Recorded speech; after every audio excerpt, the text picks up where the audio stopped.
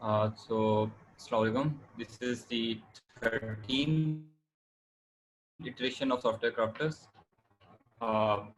Just to like repeat, इसका purpose क्या है कि हम लोग एक कम्युनिटी बना लें जहाँ पे हम डिफरेंट प्रोग्रामिंग पैराडाइम्स एक्सपेरिमेंट कर सकें. एक जगह हो जहाँ पे हम लोग अपनी लर्निंग शेयर कर रहे हो in order to become better engineers. So purpose quite simple, quite short. So let's start. I guess काफ़ी लोग बंदे नए हैं, तो कोई मुझे समझा सकते हैं कि व्हाट इज सॉफ्टवेयर क्राफ्टिंग, या कोई अपनी डेफिनेशन बता सकते हो उसकी ओपिनियन में सॉफ्टवेयर क्राफ्टिंग क्या चीज़ है. मैं बताना चाहूँगा. मेरे शायद मतलब मेरा जो ओपिनियन है उस हिसाब से मुझे जो लगता है सॉफ्टवेयर क्राफ्टिंग क्या है वो ये है कि मतलब सॉफ्टवेयर अगर आपका एक नॉर्मली डेवलप हुआ हुआ हो और फंक्शनल भी हो, लेकिन अगर उसके अंदर एफिशिएंसी ना हो तो वो मतलब गुड सॉफ्टवेयर नहीं होता. तो हम लोग की मतलब मे बी ये चॉइस होती है, हमारा ये डिसीजन होता है कि हम सॉफ्टवेयर को फंक्शनल तो हो लेकिन उसके साथ साथ उसको एफिशिएंट भी बना दें. किसी और की कोई और डिफरेंट डेफिनेशन है? कोडिंग ये जी रमेश बोले, आप बोले. इस तरह से कोड किया गया है वो बहुत अच्छा होना चाहिए. उसके अलावा वो रीडेबिलिटी उसकी अच्छी हो, उसकी जो सॉफ्टवेयर है उसकी मेंटेनेंस इजी हो, उसमें हर्डल्स ना आ रहे हो. अच्छा, क्राफ्टिंग जो है वो किसी भी चीज़ की ब्यूटिफिकेशन या उसकी रिफाइनमेंट होती है. तो सॉफ्टवेयर क्राफ्टमेंट जो है ना, वो बीइंग अ प्रोग्रामर या हमारे पास इंटरनेट का एक्सेस है तो हम काम तो सारी चीज़ें कर सकते हैं. पर इन टर्म्स ऑफ सॉफ्टवेयर जो क्राफ्टिंग है वो स्किल्स सीखना कि ये बेस्ट प्रैक्टिसेस हैं, ये चीज़ें जो है ये स्टैंडर्ड्स हैं, और better way of doing programming जो है वो, ये सारी चीज़ें सॉफ्टवेयर क्राफ्टिंग कवर कर रहा होता है. मेरी अंडरस्टैंडिंग है, मेरी डेफिनेशन ये है कि एनीथिंग विच जिससे दो चीज़ें हो जाए. हमारा कोड जो बग फ्री हो जाए, उसमें बग्स ना हो, अनइंटेंशनल बग्स ना हो बिल्कुल भी, और उसमें जो है वो the ease to add new features. मतलब कि मुझे कोई नया फीचर ऐड करना हो तो वो सुपर इजी होना चाहिए, सुपर फास्ट होना चाहिए. अगर ये दो चीज़ें अचीव हो रही हैं तो मैं जिस डायरेक्शन में जा रहा हूँ, मैं बेटर सॉफ्टवेयर क्राफ्टिंग डायरेक्शन में जा रहा हूँ. पहली डेफिनेशन काफ़ी अच्छी थी कि it is not only functional, और फिर उसमें जासिफ जो तुमने कहा वो कंबाइन अगर करते हैं कि इट इज़ मतलब फंक्शनल तो हो लेकिन साथ साथ it is easy to change और आगे नए फीचर्स ऐड करना बहुत आसान हो. So I guess to sum up ये होगा कि बेसिकली हम लोग सॉफ्टवेयर की जब क्राफ्टिंग पढ़ते हैं या जब बात करते हैं तो हम वो सारी प्रैक्टिसेस की बात कर रहे होते हैं जिसके थ्रू हम लोग जो हैं वो ये चीज़ अचीव कर सकें कि वो हायर एक्सेलरेटेड डेवलपमेंट हो रही हो हमारी, और इजी टू रीड हो, बग्स ना आ रहे हो, सारी सारी चीज़ें आ रही हों. सो इस सवाल तो स्टार्टिंग में कुछ लोग शायद शुरू में थे, अब अगर बाद में आ गए तो बता सकते हो. सवाल is what if your patient demanded that you stop all the silly hand washing before surgery because it was taking too much time. Apart from morphine, Behroz ने बताया था कि वो morphine दे देगा पेशेंट को. There is a high chance of infection, क्योंकि hand washing या स्टेरिलाइजिंग जो है वो प्री रैक है से उसका क्लीनलीनेस का और हाइजीन का.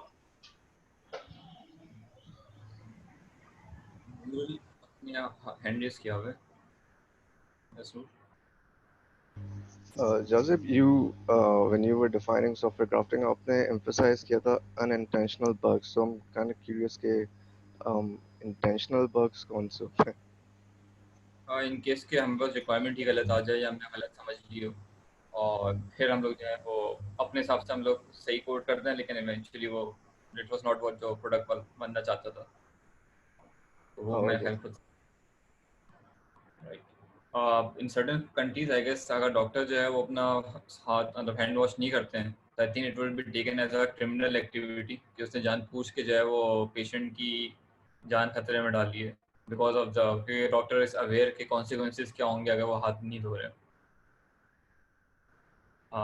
The point of this question is कि ऑलमोस्ट सिमिलर सिचुएशन होती है हमारे साथ जहाँ पर हम लोग डॉक्टर्स होते हैं और पेशेंट्स जो होते हैं वो हमारे मैनेजर्स, हमारे क्लाइंट्स होते हैं. और कैन एनीवन गेस के सिली हैंड वॉशिंग क्या चीज़ होती है? टेस्ट लिखना. Yup. Basically better software crafting test एक चीज़ है इसके अंदर. यस. तो उस टाइम पे अक्सर हमारे क्लाइंट्स होते हैं जो कि इन चीज़ों को से एग्री नहीं कर रहे होते, दे आर नॉट कन्विंस्ड कि क्यों जो हमें गुड कोड डिज़ाइन पे मेहनत करनी चाहिए, क्यों हमें शायद कभी TDD लगा लेना चाहिए, या इन सर्टेन सिनेरियो जो है वो ऑब्जेक्ट मतलब जो इनिशियल वो होते हैं चीज़ें जो स्लो डाउन करती हैं हमें गुड कोड डिज़ाइन की, वो प्रिकॉशंस लेने चाहिए। And because as software engineer we know कि इसके रिपरकशंस ये होंगे कि कल को जो है वो कोड डेड हो जाता है, जो कि मुझे बताया गया था, मेरे दोस्त ने, सॉफ्टवेयर कंपनी बोलते हैं कि कोड को डेड लॉक हो जाता है, कि अब वो समझिए फीचर ऐड करना इम्पॉसिबल हो जाते हैं। और हमारे पास लॉट ऑफ हिस्ट्री है कि कंपनीज होती हैं जो कि वो हो जाते हैं लाइक दे गॉट क्या कहते हैं, उनको उनका कंपटीशन बीट करते हैं। ओके, तो बैंकरप्ट हो जाती हैं बिकॉज बैड सॉफ्टवेयर की वजह से। या क्योंकि वो अपने कंपटीशन के को उससे कम्पीट नहीं कर पाती, बिकॉज वो उतनी स्पीड से फीचर्स नहीं डाल पा रहे होते, बिकॉज जो है वो बैड कोड इतना ज़्यादा हो चुका होता है कि वो उनको रोक रहा होता है, बहुत ज़्यादा बग्स आ जाते हैं। I think in our life हमने काफ़ी सॉफ्टवेयर देखे इस तरह के जो हमारे सामने आए, बहुत पॉपुलर हुए, लेकिन उनमें बग्स आ गया, वो कोप अप नहीं कर सके, एंड इवेंचुअली जो है वो ख़त्म हो गए, they lost to their competitions. So as Uncle Bob puts it, he says कि मतलब ये it's a criminal activity कि as an engineer जब knowing कि हमें ये चीज़ों से deadlock पड़ जाएगा, तो हम लोग it's almost equivalent कि हम जान पूछ के बगैर हाथ साफ किए जो है वो सर्जरी परफॉर्म कर दें। नेक्स्ट क्वेश्चन इज कि हमने कभी सोचा नहीं होगा ये, बट अभी सोचें, how much time do we spend reading code versus writing code? More than I probably should.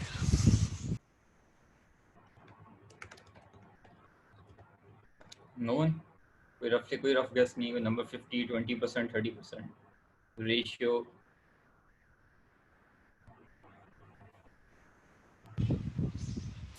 I think 120% होगा, क्योंकि रीडिंग ज़्यादा कर रहे होते हैं। इन्फोग्राफिक है जस्ट टू एक्सप्लेन कि होता क्या। जब कोड स्टार्ट होता है, हम लोग जब एक गुड फेज में होते हैं, तो हम लोग 50% of the time code read करते हैं और 50% ऑफ द राइट करते हैं व्हेन डेवलपिंग अ फीचर। मतलब ये इस कॉन्टेक्स्ट में रखें कि नया फीचर का मैं डेवलप करने जाता हूँ, तो मैं 50% टाइम कोड एग्जिस्टिंग कोड पढ़ूंगा, उसे समझूंगा, उसके हिसाब से मैं नया फीचर इम्प्लीमेंट कर दूंगा। हाउएवर एज टाइम प्रोग्रेसेस, तो ये 50-50 नहीं रहता, ये हो जाता है 90-10 के 90% ऑफ द टाइम हम लोग कोड रीड कर रहे होते हैं, और उसके बाद जाके मुझे समझ आता है कि मैं नया फीचर ऐड कर कहाँ पे ऐड करना है या उसको कहाँ चेंज करना है। And the reason for this is because of bad code, because जो हमारा कोड जो है ओवर टाइम, जब हम लोग गुड कोड प्रैक्टिसेस नहीं फॉलो कर रहे होते, तो हमें फिर जो है बहुत कॉन्टेक्स्ट बिल्ड करना पड़ता है, और प्रॉब्ली छोटा सा चेंज करने के चक्कर में हमें पूरे 3-4 क्लासेज या 5-6 क्लासेस में जो है वो चेंजेस करने पड़ रहे होते हैं, जिसे शॉर्टगन सर्जरी बोलते हैं। और मतलब उसके बहुत सारे रिपरकशंस हो जाते हैं कि एट टाइम्स ये होता है कि नया फीचर नहीं ऐड कर सकते, एट टाइम बग आ जाता है और हमें पता नहीं चलता बग क्यों एग्जिस्ट करता है। तो बिकॉज ऑफ, और खास तौर पर अगर let's say project based company है, उसमें नया बंदा आ जाता है तो उसको कॉन्टेक्स्ट ही नहीं होता, तो फॉर हिम तो उसको तो 120% ऑफ द टाइम जो है वो कोड रीड ही करेगा, जस्ट टू बिल्ड पहले कॉन्टेक्स्ट के क्यों, कौन सी क्यों है, तो which actually slows down development. और इस तरह जो है वो इंटरनेट एक्सप्लोरर जो है वो नेटफ्लिक्स को हरा देता है एट टाइम, और फिर हम भी नेटस्केप, सॉरी नेटफ्लिक्स कह रहा हूँ, and then I guess nobody has heard of Netscape. Now, you want to read this? Sure. We are constantly reading old code as part of the effort to write new code. Therefore, making it easy to read makes it easier to write. जितना पढ़ने में आसान होगा, उतना उसे बाद में modify करने में, अपडेट करने में आसान होगा।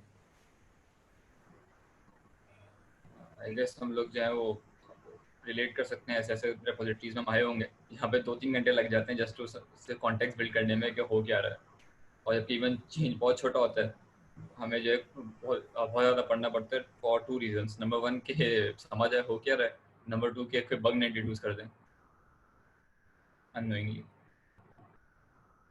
Can anyone relate to this?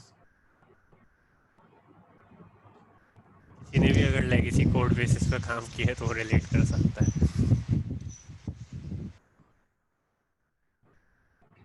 होता ये है कि हम लोग शुरू में अक्सर डिसीजन लेते हैं कि we are trying to go fast, इसलिए हम लोग जो है अच्छे डिज़ाइन प्रैक्टिसेस से अच्छे उस पर फोकस नहीं कर रहे होते, बिकॉज हम लोग तेज़ डिलीवर करना चाह रहे होते हैं, बिकॉज हम डेडलाइंस मीट करना चाह रहे होते हैं। हाउएवर जब हम बिगर पिक्चर में देखें नॉर्मली, तो इवन दो शुरू में लगता है हम जीत रहे हैं, बट लॉन्ग बिगर पिक्चर में हम लोग जो है डेडलाइंस ही नहीं मीट कर पाते, बिकॉज के जो हमने जो मैसी कोड कर दिया होता है वही हमें स्लो डाउन कर देता है, उसी में बग्स आना शुरू हो जाते हैं और वो उसी में जो है नए फीचर्स ऐड करना मुश्किल हो जाते हैं। तो एज द कोड सेज कि indeed the mess will slow you down instantly and will force you to miss the deadline. तो ओवर द टाइम जो है वो ये होता है कि जो हमारा एम होता है कि हम लोग प्रोडक्टिव होंगे और ज़्यादा तेज़ फीचर डेवलप कर जाएंगे, वो भी नहीं हो पाता और हमारा बैड कोड डिज़ाइन भी होता है, तो एक लॉस लॉस सिचुएशन हो जाती है। आई थिंक खासतौर पर जो कि सॉफ्टवेयर प्रोजेक्ट बेस्ड कंपनी है वो रिलेट कर सकते होंगे, बिकॉज उन पर यही प्रेशर आता है शुरू में कि क्लाइंट का प्रेशर है जल्दी से डेडलाइन मीट करनी है, एंड इवेंचुअली ये हो जाता है कि उस टाइम पे बैड कोड हो जाता है और फिर बाद में नए फीचर्स आ रहे होते हैं तो दे आर वेरी स्लो। इसे एक बात कहना चाहूँगा कि हमने एक चीज़ बिल्कुल डिस्कस नहीं की कि हम अगर कोड कर रहे हैं तो उसको चेंज क्यों कर रहे हैं, चेंज करना लाजमी है क्या या क्यों कर रहे हैं। तो इस पे लमक भाई ने एक अच्छी चीज़ कही थी कि सॉफ्टवेयर जो है आप उसी वक्त लिखते हैं जब आपको कोई सॉफ्टवेयर, बेसिकली उसका नाम ही सॉफ्टवेयर कि वो इजीली मोल्ड हो जाए, चेंज हो जाए। अगर आप सॉफ्टवेयर इस तरह का लिख दिया कि जो इसको अपने चेंज के लिए रेडी नहीं रखा, तो ऐसा सॉफ्टवेयर लिखने से अच्छा हम एक हार्डवेयर बना देते जिसमें ऑलरेडी हम उस सारी चीज़ों को हार्ड यानी कि इम्बॉस कर देते, या यानी कि जैसे प्रोसेसर्स होते हैं उनमें बेसिकली छोटे छोटे सॉफ्टवेयर होते हैं जो कि ऑलरेडी इम्बॉस्ड होते हैं। तो इसी तरह हम यानी कि अपने सॉफ्टवेयर के लिए भी एक हार्डवेयर बना लेते हैं अगर हमें चेंज नहीं चाहिए होता। तो सॉफ्टवेयर हम लिखते ही इसलिए ताकि हमारा जो आपका कोड है या सॉफ्टवेयर जो है वो मोल्ड हो सके। तो एक चीज़ ये है कि सॉफ्टवेयर हमेशा चेंजेस उसमें आएंगी, ऐसा कभी नहीं होता कि आपने कोई सॉफ्टवेयर लिख दिया और बोलेंगे कि कभी इसमें चेंज ही नहीं आएगा, तो मुझे इसके अंदर जो है चेंज के लिए इसको रेडी रखने की जरूरत नहीं। ये सारी चीज़ें तभी एप्लीकेबल है जब सॉफ्टवेयर हो, जब चेंजेस आ रही हो। अगर थ्रो अवे कोड हो देन फिर ज़रूरत थोड़ी है कि हम लोग जो है वो उस पर इतनी मेहनत करें। अगर जो एक MVP बना के जो हमने कोड डम कर देना तो फिर उसकी ज़रूरत नहीं है। अच्छा, मेरा एक इसमें सवाल है कि सर्विस बेस्ड कंपनीज जो होती हैं वो ज़्यादातर बिजनेस ड्रिवन कोडिंग होती है उसके अंदर। मतलब ऐसा होता है कि आपने ना जल्दी जल्दी कुछ फीचर्स बिल्ड करनी होती हैं अर्ली स्टेज में ताकि उसका आप डेमो करवा सकें। वो उसका पर्पस बेसिकली ये होता है, एक फर्स्ट पर्पस तो उसका होता है कि क्लाइंट रिटेंशन हो, और सेकंड परसेंट होता है वो उसका पर्पस होता है कि प्रोस्पेक्ट कस्टमर भी जो है ना आपका क्लाइंट वो भी बने कि और काम भी उससे मिले। तो आप वेट नहीं करते कि भाई एक मतलब मैं बहुत ज़्यादा जो है ना वो एक मेच्योर सी या एक स्टेबल सा कुछ दूंगा। आप अर्ली स्टेजेस में उसको ना डेमो करवाना स्टार्ट कर देते हैं छोटी फीचर्स का ही, ताकि उसको ये हो कि हाँ उसके लिए डेडिकेटेड टीम है। तो ये चैलेंज कैसे हम इसमें जो है वो इसके साथ पैरेलल अलाइन कर सकते हैं? ऐसी चीज़ों के लिए हमारे तो प्री एग्जिस्टिंग फ्रेमवर्क्स भी होते हैं ना फिर उनके पास, जो जिन पे वो आप डेवलपमेंट ही उसी तरह करते हैं जिस जो अच्छे प्रैक्टिसेस हो मोस्टली, कि उसको एक्सटेंड बाद में आगे किया जाए अगर आप प्रोजेक्ट ड्रिवन इस तरह कर रहे हैं। हाँ, मेरा बिलीफ ये है कि हमें ना अगेन प्रैक्टिस करके ना हमें ये चीज़ें जो गुड कोड प्रैक्टिस हैं should not slow us down. ये हमें अभी ज़्यादा स्लो डाउन इसलिए करती हैं बिकॉज हम लोग जो हैं वो आदी नहीं है हमारे कहने के, हम लोग वेल वर्स नहीं है एकदम से। जैसे हम लोग वेल वर्स डिज़ाइन पैटर्न में हो जाते हैं कि देखते ही हम लोग जैसे समझ आते हैं अच्छा ये डिज़ाइन पैटर्न फ़ौरन से इम्प्लीमेंट कर देते हैं। आई थिंक जो गुड कोड प्रैक्टिसेस हैं अगर हम बार बार उनको प्रैक्टिस कर लें बार कार्टास के अंदर किसी सेफ एनवायरनमेंट के अंदर, तो इतना भी स्लो डाउन ना हो कि सब्सटेंशली कि हम लोग जाके क्लाइंट जो है वो हमें मतलब मिस ही हो जाए। तो एक आई थिंक कोई मतलब एक दरमियाना रास्ता निकल सकता होगा जहाँ पे हम लोग इनफ गुड कोड भी कर लें कि वो उसको लेटर ऑन ठीक कर सकें और टाइम भी मीट कर लें। I think the key is कि हम लोग उसको इनफ प्रैक्टिस कर लें कि हम तेज़ी से कर सकें, rather than कि हम पहली दफ़ा एक्सपेरिमेंट ही जो है वो क्लाइंट के कोड पे कर रहे हैं।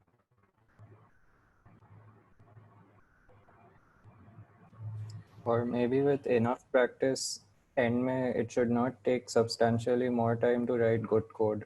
मतलब अगर हम इतने अच्छे हो जाएं, इतनी प्रैक्टिस कर लें ऑफ गुड कोडिंग प्रैक्टिसेस, तो फिर शायद हमें ज़्यादा टाइम लगेगा भी नहीं, बहुत ज़्यादा टाइम नहीं लगेगा, at least may be 10-15% more time, लेकिन कुछ substantially high amount of time नहीं लगना चाहिए। सेकेंडली जो है आई थिंक ये चीज़ ना कन्विंस कर भी सकते हैं अगर हम मैनेजर से या क्लाइंट से डायरेक्ट बात करें, उसको समझाएं कि अगर जो है वो मतलब काफ़ी वो है क्रिस्टल क्लियर चीज़ है कि वो भी ये चाहेगा कि इसका प्रोडक्ट लॉन्ग लास्टिंग हो, because he wants to make money out of it. तो उसको और ये चीज़ बहुत क्लियर है कि उसको होगी कि ओवर द टाइम उसके फीचर्स बहुत तेज़ी से चाहिए होंगे, और यही मतलब that's how product is like right, कि दो प्रोडक्ट्स कंपटीशन में होते हैं, जो ज़्यादा तेज फीचर्स निकालते हैं वही जो है वो जीत जाता है। तो आई थिंक अगर ये बताएं कि जस्ट मैं हो सकता है मैं अपने डिलीवरेबल्स एक हफ्ता डिले कर दूं, लेकिन जो है उसका अचीव होगा कि फ्यूचर डिलीवरेबल्स हैं वो सुपर फास्ट होंगे। तो आई थिंक प्रोडक्ट मैनेजर्स और प्रोजेक्ट मैनेजर्स और क्लाइंट्स में मतलब मैं एग्री विद दिस, क्योंकि उनका इंटरेस्ट जो है इसमें हमारा इंटरेस्ट इसमें उनका भी इंटरेस्ट आ जाता है। आई गेस साद बताएगा। Saad what is clean code? Basically that is easier to read, पढ़ना आसान हो उसे और एक्सटेंड करना आसान हो, उसमें फीचर्स ऐड करना आसान हो। कोई भी अगर नया बंदा आके उसको फर्स्ट टाइम रीड करे तो वो उसको समझ सके, उसके फ्लोज वगैरह उसको एक्सटेंड कर सके। बाकी अगर किसी और के पास कोई अच्छी डेफिनेशन है तो बताओ।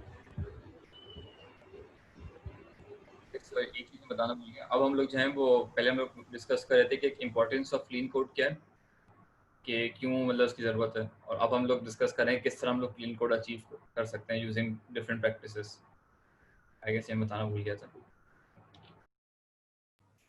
आज हम basically first chapter of Uncle Bob की क्लीन कोड डिस्कस कर रहे होंगे, जो कि नेमिंग के ऊपर बेस्ड है। उसमें ये होता है कि हम कोड इतना रीडेबल लिख रहे हो कि it reads like a story. आप पढ़ रहे हो तो one part leads to the next, और कोई the reader does not go crazy trying to understand our code cryptic now. तो अभी हम टेक्निक्स एक्सप्लोर करेंगे on how to write good clean code, और उसका नेमिंग पे फोकस करते हुए। ये वही चीज़ है कि हम इस तरह कोड लिखें कि प्रोडक्ट मैनेजर जो है वो भी अगर कोड पढ़े तो उसको, या एक नॉन प्रोग्रामर भी कोड पढ़े तो उसको इंटेंट समझ आ जाए कि करना क्या चाह रहे थे, या वो आगे। या पहले तो इतना अच्छा कोड लिखने के बाकी प्रोग्रामर्स को भी समझ आ जाए, और हाँ अगर इतना अच्छा लिख लेंगे कि बाकी प्रोग्रामर्स को समझ आ जाए तो होपफुली प्रोडक्ट मैनेजर्स और नॉन टेक लोगों को भी समझ उस तरह चले जाएंगे।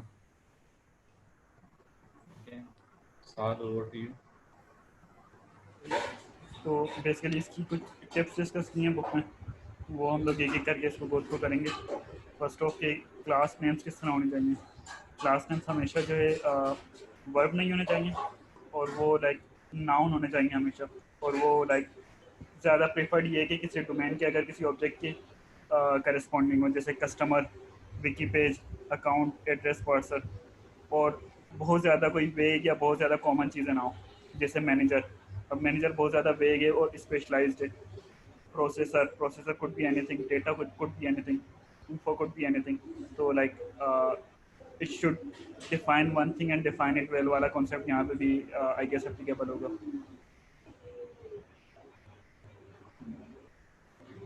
और मेथड नेम से हमेशा वर्ब होने चाहिए, और उससे जो है उनकी इंटेंट क्लियर होनी चाहिए।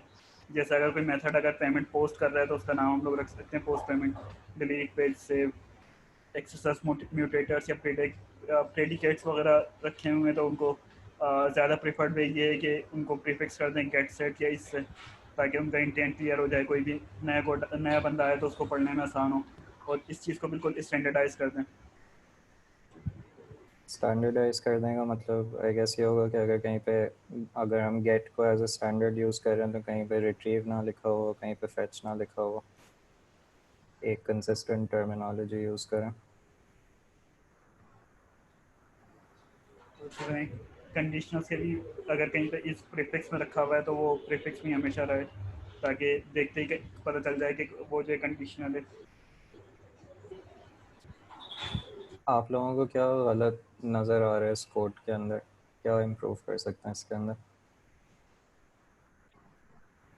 ये फोन नंबर क्या मेंशन करता है ये समझ में नहीं आ रहा। उसके अलावा बहुत सारी चीज़ें हुई हैं, कुछ क्लियर नहीं है, इसी समझ में नहीं आ रहा। मेथड नेम कौन है? लिस्ट क्या है?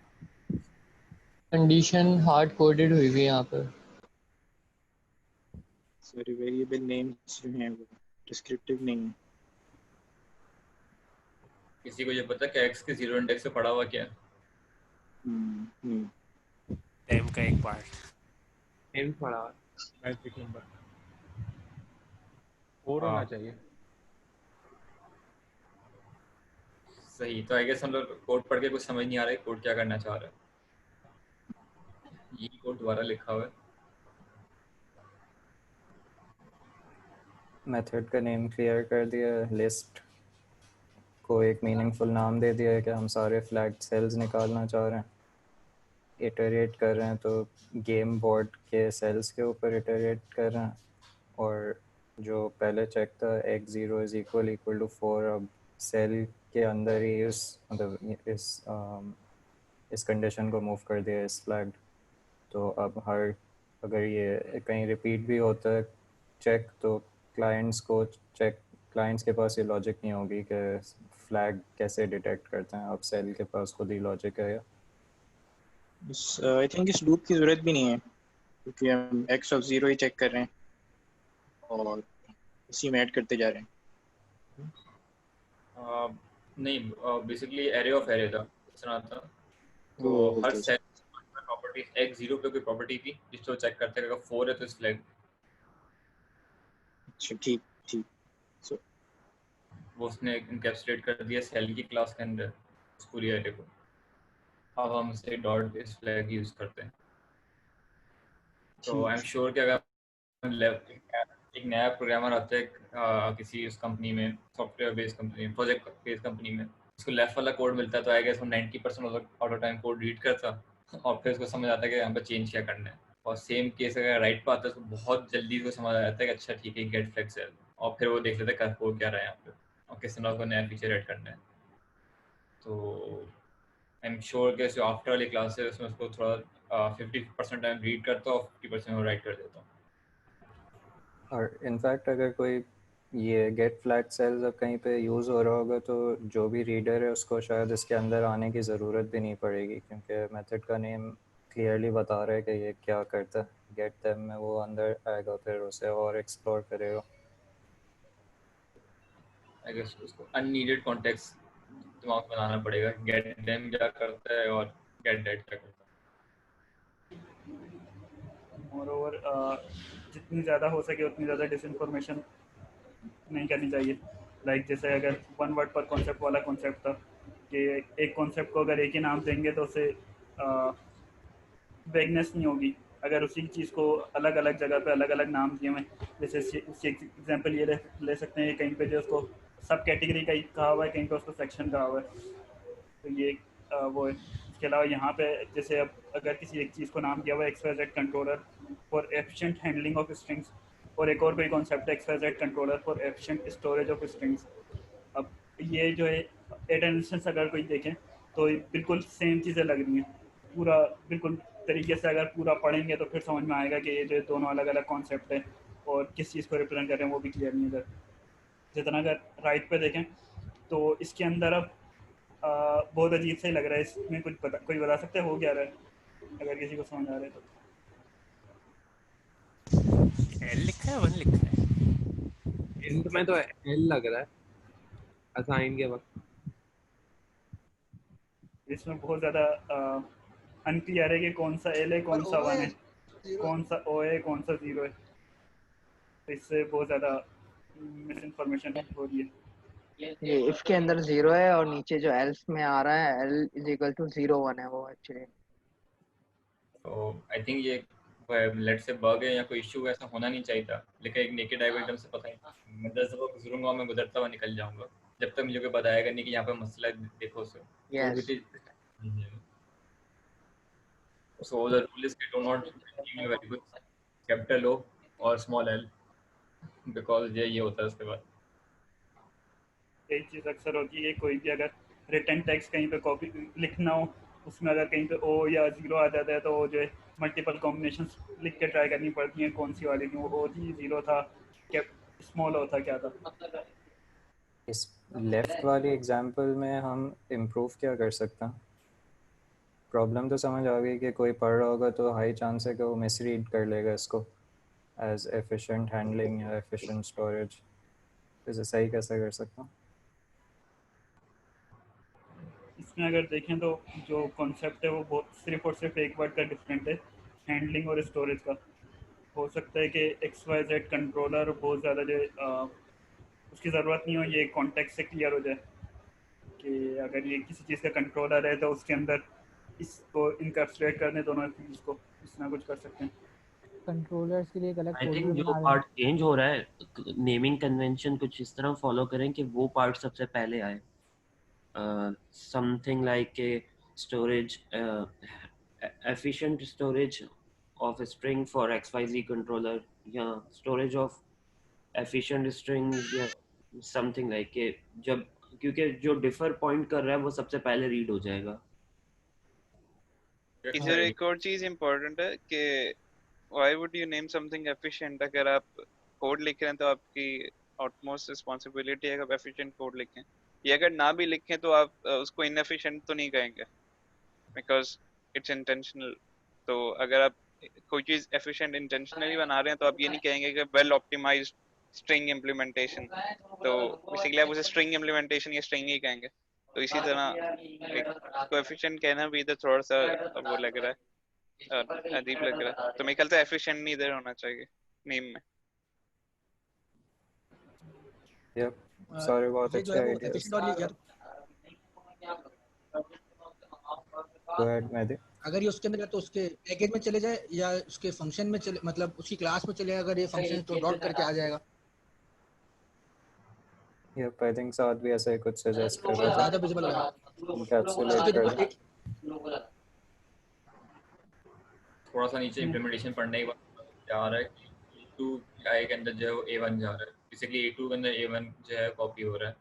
अगर it had been phrased differently तो मुझे नीचे से जाना ही नहीं पड़ता, मैं पैरामीटर्स देख के समझ जाता कि सोर्स कौन सी है और डेस्टिनेशन कौन सी है। इमेजिन कि एक लंबा सा फंक्शन होता है, कुछ 20 लाइंस का है समथिंग, तो मैं मुस्तकिल बैक एंड फोर्थ ऊपर नीचे देखता रहता है कि A1 क्या था और A2 क्या था। तो नाम जो है बहुत जिस लिए होते हैं वो उनकी इंटेंट या उनका पर्पस जो है उनके नाम उसमें होना चाहिए। मेरे ख्याल से सोर्स और डेस्टिनेशन स्वैप हो सकती हैं आफ्टर के अंदर। हाँ, यप, आई गेस मिस्टेक हो गई है, तो आई गेस क्वाइट क्लियर हो गया यहाँ पे। अब तक जितनी भी एग्जांपल देखी ऐसा फील होता है, जो शुरू में बात हुई थी ना कि हमें क्लीन कोड लिखने में टाइम एडिशनल लगेगा, लेकिन हमने अब तक ऐसी कोई भी चीज़ नहीं देखी जो हमने बहुत छोटे छोटे फिक्सेस किए। तो अगर हम इस तरह करेंगे तो मोस्ट ऑफ टाइम अगर हम छोटे छोटे फिक्स भी करेंगे तो भी जो बैड कोड है वो बहुत सारा क्लीन की तरफ जाएगा। जैसे अगर हम ऑब्जेक्ट कैलिस्टेनिक की बात करें कि हमने ऑब्जेक्ट कैलिस्टेनिक में देखा था कि हम छोटी चीज़ें करते हैं तो हम इसको एश्योर करते हैं कि सॉलिड अचीव हो रहे हैं। तो अगर हम छोटी चीज़ें सही करेंगे तो बहुत सारे चांसेस है कि हमारा कोड जो वो क्लीन हो। राइट वाले एग्जांपल में क्या प्रॉब्लम है? जी लम्हा कोई कंटिन्यू। गो अहेड, मैं पूछ रहा था कि राइट वाले एग्जांपल में क्या प्रॉब्लम है? अच्छा, तो मैं ये कह रहा था कि इधर लॉ ऑफ डिमिनिशिंग रिटर्न्स लग सकता है, क्योंकि हमने भी जब थोड़ी देर पहले कोड देखा था, मैं बिल्कुल समझ नहीं आ रहा था, उसमें काफी सारी चीजें ऐसी थी जिनके नेमिंग बहुत खराब थी। हमने सिर्फ एक टेक्निक लगाई कि नेम थोड़ा अच्छा रख दें, तो उससे हमारा कोड काफी रीडेबल हो गया। लेकिन जब यानी कि हम बहुत सारी चीजें एक साथ लगाना शुरू कर देंगे तो यानी कि इसके अंदर कोई फिनिश पॉइंट नहीं है, कोई फिनिश लाइन नहीं है कि आप इसके बाद बोलेंगे हाँ भी अब मेरा कोड लाइक 100% रीडेबल है। ये बेसिकली आपके सराउंडिंग्स मैटर करती हैं कि आपका अराउंड ये कोड को रीड कौन कौन करेगा। तो एक तो ये चीज़ है, और दूसरा ये है कि आपके पास अगर आपने कोड को यानी कि कोई 5-6 टेक्निक लगाई और आपका कोड लाइक बहुत ज़्यादा रीडेबल हो गया और आप समझते हैं कि कोई भी नया अगर कोई प्रोग्रामर आता है आउटसाइड योर टीम वो भी उसको समझ लेगा, तो दैट्स गुड इनफ, उसको वहाँ पे आप छोड़ सकते हैं। क्योंकि यानी कि कोड को स्पेसिफिकली क्लीन करना जो है वो एक टाइम कंज्यूमिंग एफर्ट है ऑफ कोर्स। लीव क्या कहते हैं, आई थिंक से याद हो कि leave the ground in the better कुछ होता है, better way than we found it. मैं गूगल करता हूं बेसिकली कैंपर का रूल। Go ahead Mehdi. Always leave the campground. Camper के बेसिकली दो रूल होते हैं कि जिस उसको ऐसे आई गेस फ्रेम इसके हो गई not 15 years wow. Right side पे चलें देखते हैं तो बस 3 फंक्शन है, gate active account, gate active accounts और गेट एक्टिव अकाउंट्स इन्फो।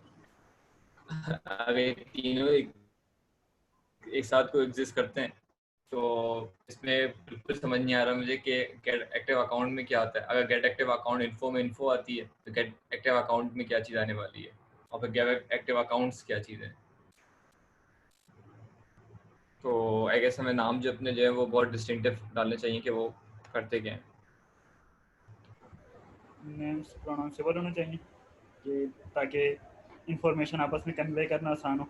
अब लेट सपोज अगर मैंने किसी क्लास का नाम ये रखा हुआ है डेटा रिकॉर्ड 102 और उसके अंदर ये फील्ड का नाम कुछ इस तरह का रखा हुआ है जो डेट है। लेट सपोज अगर इसमें कोई बग वगैरह आता है या किसी भी वजह से टीम में से किसी तरह किसी भी बारे में इसकी डिस्कशन करनी है तो इसको प्रोनाउंस करना और बोलना ही काफ़ी मुश्किल होगा इन इटसेल्फ, और मतलब इससे इसका इंटेंट भी क्लियर नहीं हो रहा। तो एक तो इंटेंट रिवीलिंग होना चाहिए नाम, दूसरा प्रोनाउंसेबल भी होना चाहिए ताकि कम्युनिकेशन में आसानी हो। इसमें कोई बता सकता है कि क्या कर रहे हैं? डेटा रिकॉर्ड 102 इसको प्रोनाउंस कैसे करते हैं लोग?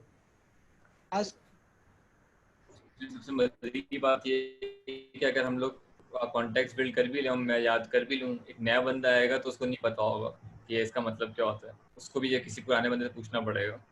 सॉर्ट ऑफ एक इनसाइड जोक बन जाता है।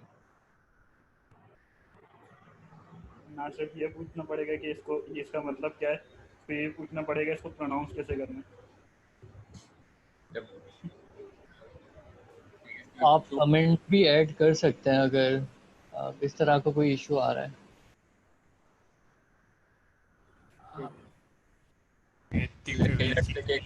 डालना फायदा नहीं है ना, आप पहले ही सही लिखो। लेट्स से कि एक्सेप्शन आती है कि इसमें मसला आ गया है, तो किसी को एक लेट्स से क्यूए का बंदा हो या एक बंदा जो कि मॉनिटरिंग कर रहा था, तो वो सिर्फ ये आके बोलेगा कि कुछ जेनीडीबी में कुछ है चीज़ एग्जिस्ट करती है और वो नल हो गई है या उसमें कोई मसला आ गया। तो बजाय इसके अगर ये थोड़ा डिस्क्रिप्टिव होता, आगे करूँ सर? अगर मेरे पास एक्सेप्शन आती है कि जनरेशन टाइम स्टैम्प में मसला आ गया, कस्टमर की क्लास के अंदर नल पॉइंटर आ रहा है, तो आई थिंक मैं बहुत जल्दी पहुंचता कि इस क्लास में नल क्यों है, क्या इशू है, या मुझे किसी डिस्कशन करनी होती है। मैं बता रहा होता कि हमने इस तरह जो है वो मॉडिफिकेशन टाइम स्टैम्प जो है हम लोग नया फीचर डेवलप कर रहे हैं, rather than कि मैं किसी को मैंने फनी नेम रखा हुआ था कि मॉडी कोई चीज़ एग्जिस्ट करती है विद डेट और उसका एक्चुअल मतलब ये है। और अब हम लोग के पास कॉन्टेक्स्ट है तो अब पता चल रहा है कि वो बिफोर वाले में GN जो था वो जनरेशन का था और बाकी year month date hour minute seconds के थे वो। तो उस कॉन्सेप्ट के लिए एक्रोनियम्स उन्होंने रख दिए थे instead of just calling it a concept generation time stamp. Context भी कम होता है, कहीं और मैं इसको यूज़ कर रहा होता, जब ये जेनी सब दिखता मुझे तो मुझे जाके देखना पड़ता है कहाँ पे, वहाँ का मैं कमेंट पढ़ता हूँ, मुझे समझ आता अच्छा ये इसका मतलब ये था। अब वेरिएबल नेम मेरे लिए बहुत क्लियर है, कहीं पे उसको एक्सेस कर रहा हूँ तो मुझे मालूम होगा कि ये क्या चीज़ है। एक यहाँ पे एक सवाल आ रहा है देख के कि जो लेफ्ट पे हमारे पास डेटा रिकॉर्ड 102 लिखा हुआ है, ये नाम जो है वो प्रॉपर नाउन है, नॉट कॉमन नाउन, और क्लास का नाम ज़्यादा अच्छी प्रैक्टिस होती है कि मैं कॉमन नाउन रखूँ। तो फिर ये 102 का मतलब ये कि तो फिर हर रिकॉर्ड का अलग अलग बनाएंगे क्या लोग, क्या class? I don't know, maybe हो सकता है 102 में कस्टमर रखा हुआ और 103 जो it's I don't know client something और एडमिन समथिंग, और मैं खुद से अपने पास एक मेंटल इंकोडिंग की हुई हो कि 102 का कस्टमर को बोलता हूँ, 103 में इसको बोलता हूँ। कोड में कहीं एक्सप्लिसिट नहीं, सब कुछ मेंटल मैपिंग पे चल रहा हो। हाँ, तो ये तो मतलब ये एक और भी इसके अंदर एक कंफ्यूजिंग बात यहाँ पे नजर आ रही मुझे। इस तरह के कोड के लिए फिर प्रॉब्ली सपोर्टिंग डॉक्यूमेंटेशन की भी ज़रूरत पड़ेगी। अच्छा ये होता है कि कोड सेल्फ डॉक्यूमेंटिंग होता, हमें सपोर्टिंग डॉक्यूमेंट्स ना देने पड़ते किसी को समझाने के लिए कि ये करता क्या। आई गेस हमारे प्रोडक्ट अगर उसको जनरेशन टाइम स्टैम्प बोलते हैं प्रोडक्ट या क्लाइंट, तो हमें कोड के अंदर भी सेम नाम यूज, सेम डोमेन लैंग्वेज से नाम यूज़ करने चाहिए, rather than कि हम अपनी कोडिंग बना लें बीच में। इसमें किसी को समझ में आ रहा है क्या हो रहा है? हिस्टोरिकल 34 टाइम्स चलता है और किसी चीज को हम लोग मल्टीप्लाई 80% हर आइटम का 80% ऐड कर रहे हैं प्लस कर रहे हैं और आइटम का 80% जो है वो हम ऐड कर रहे हैं इसमें। यस सही कह रहे हैं मेरी। वो लास्ट कार्डा से थोड़ा सा रिलेट कर रहा है कि 5 4 प्राइस ऑफ 4 दे रहे हैं हम लोग।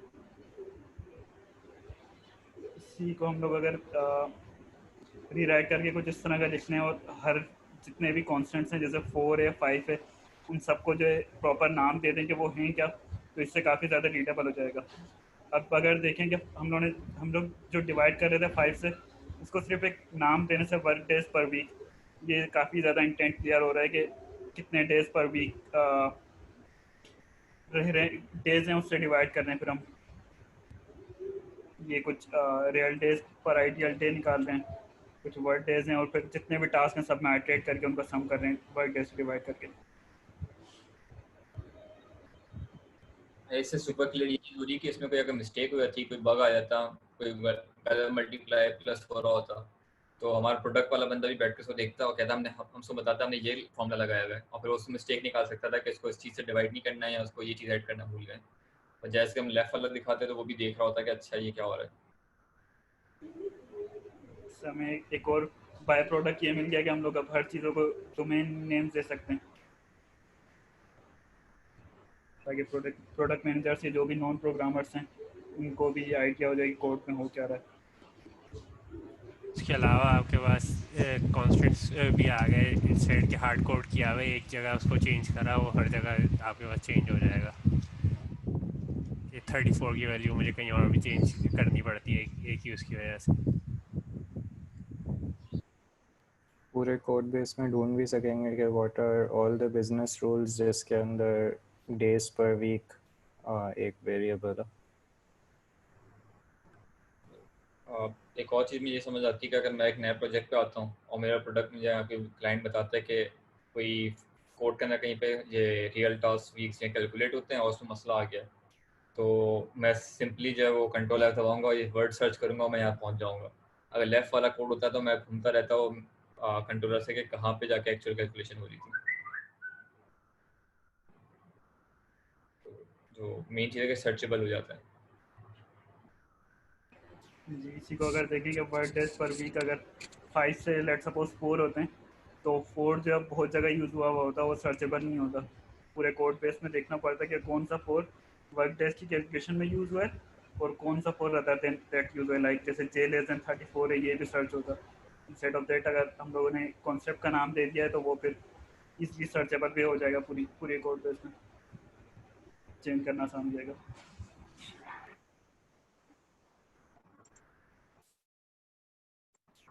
हाँ, मेरा एक क्वेश्चन था। वो क्वेश्चन ये है कि मतलब हम लोग रीडेबल बनाने के लिए आपको नहीं लगता कि थोड़े से ज़्यादा वेरिएबल्स डिक्लेयर कर रहे हैं? लाइक मतलब हम लोग के इसमें अगर लेफ्ट साइड पे चलें वो तो बिल्कुल ही रीडेबल नहीं है, लेकिन अगर राइट साइड पे अगर हम देखें तो थोड़े ज़्यादा वेरिएबल्स हम डिक्लेयर नहीं कर रहे। तो ये कोई उसमें ये नहीं हो जाएगा कि हमारा जो कोड है वो कुछ ज़्यादा वर्डी हो जाएगा और मतलब लाइंस एक्सीड हो जाएंगी? इस तरह का कोई ये मैल प्रैक्टिस होती है नहीं होती? Tajib भाई, can I answer this? Yes. अच्छा देखो, इसमें दो कंसर्न्स हैं। एक तो चलो तुम कह रहे हो कि कोड वर्डी हो रहा है, यानी कि ओवरबर्डन है आईज के ऊपर, ठीक है, यानी कि पढ़ना थोड़ा मुश्किल लग रहा है।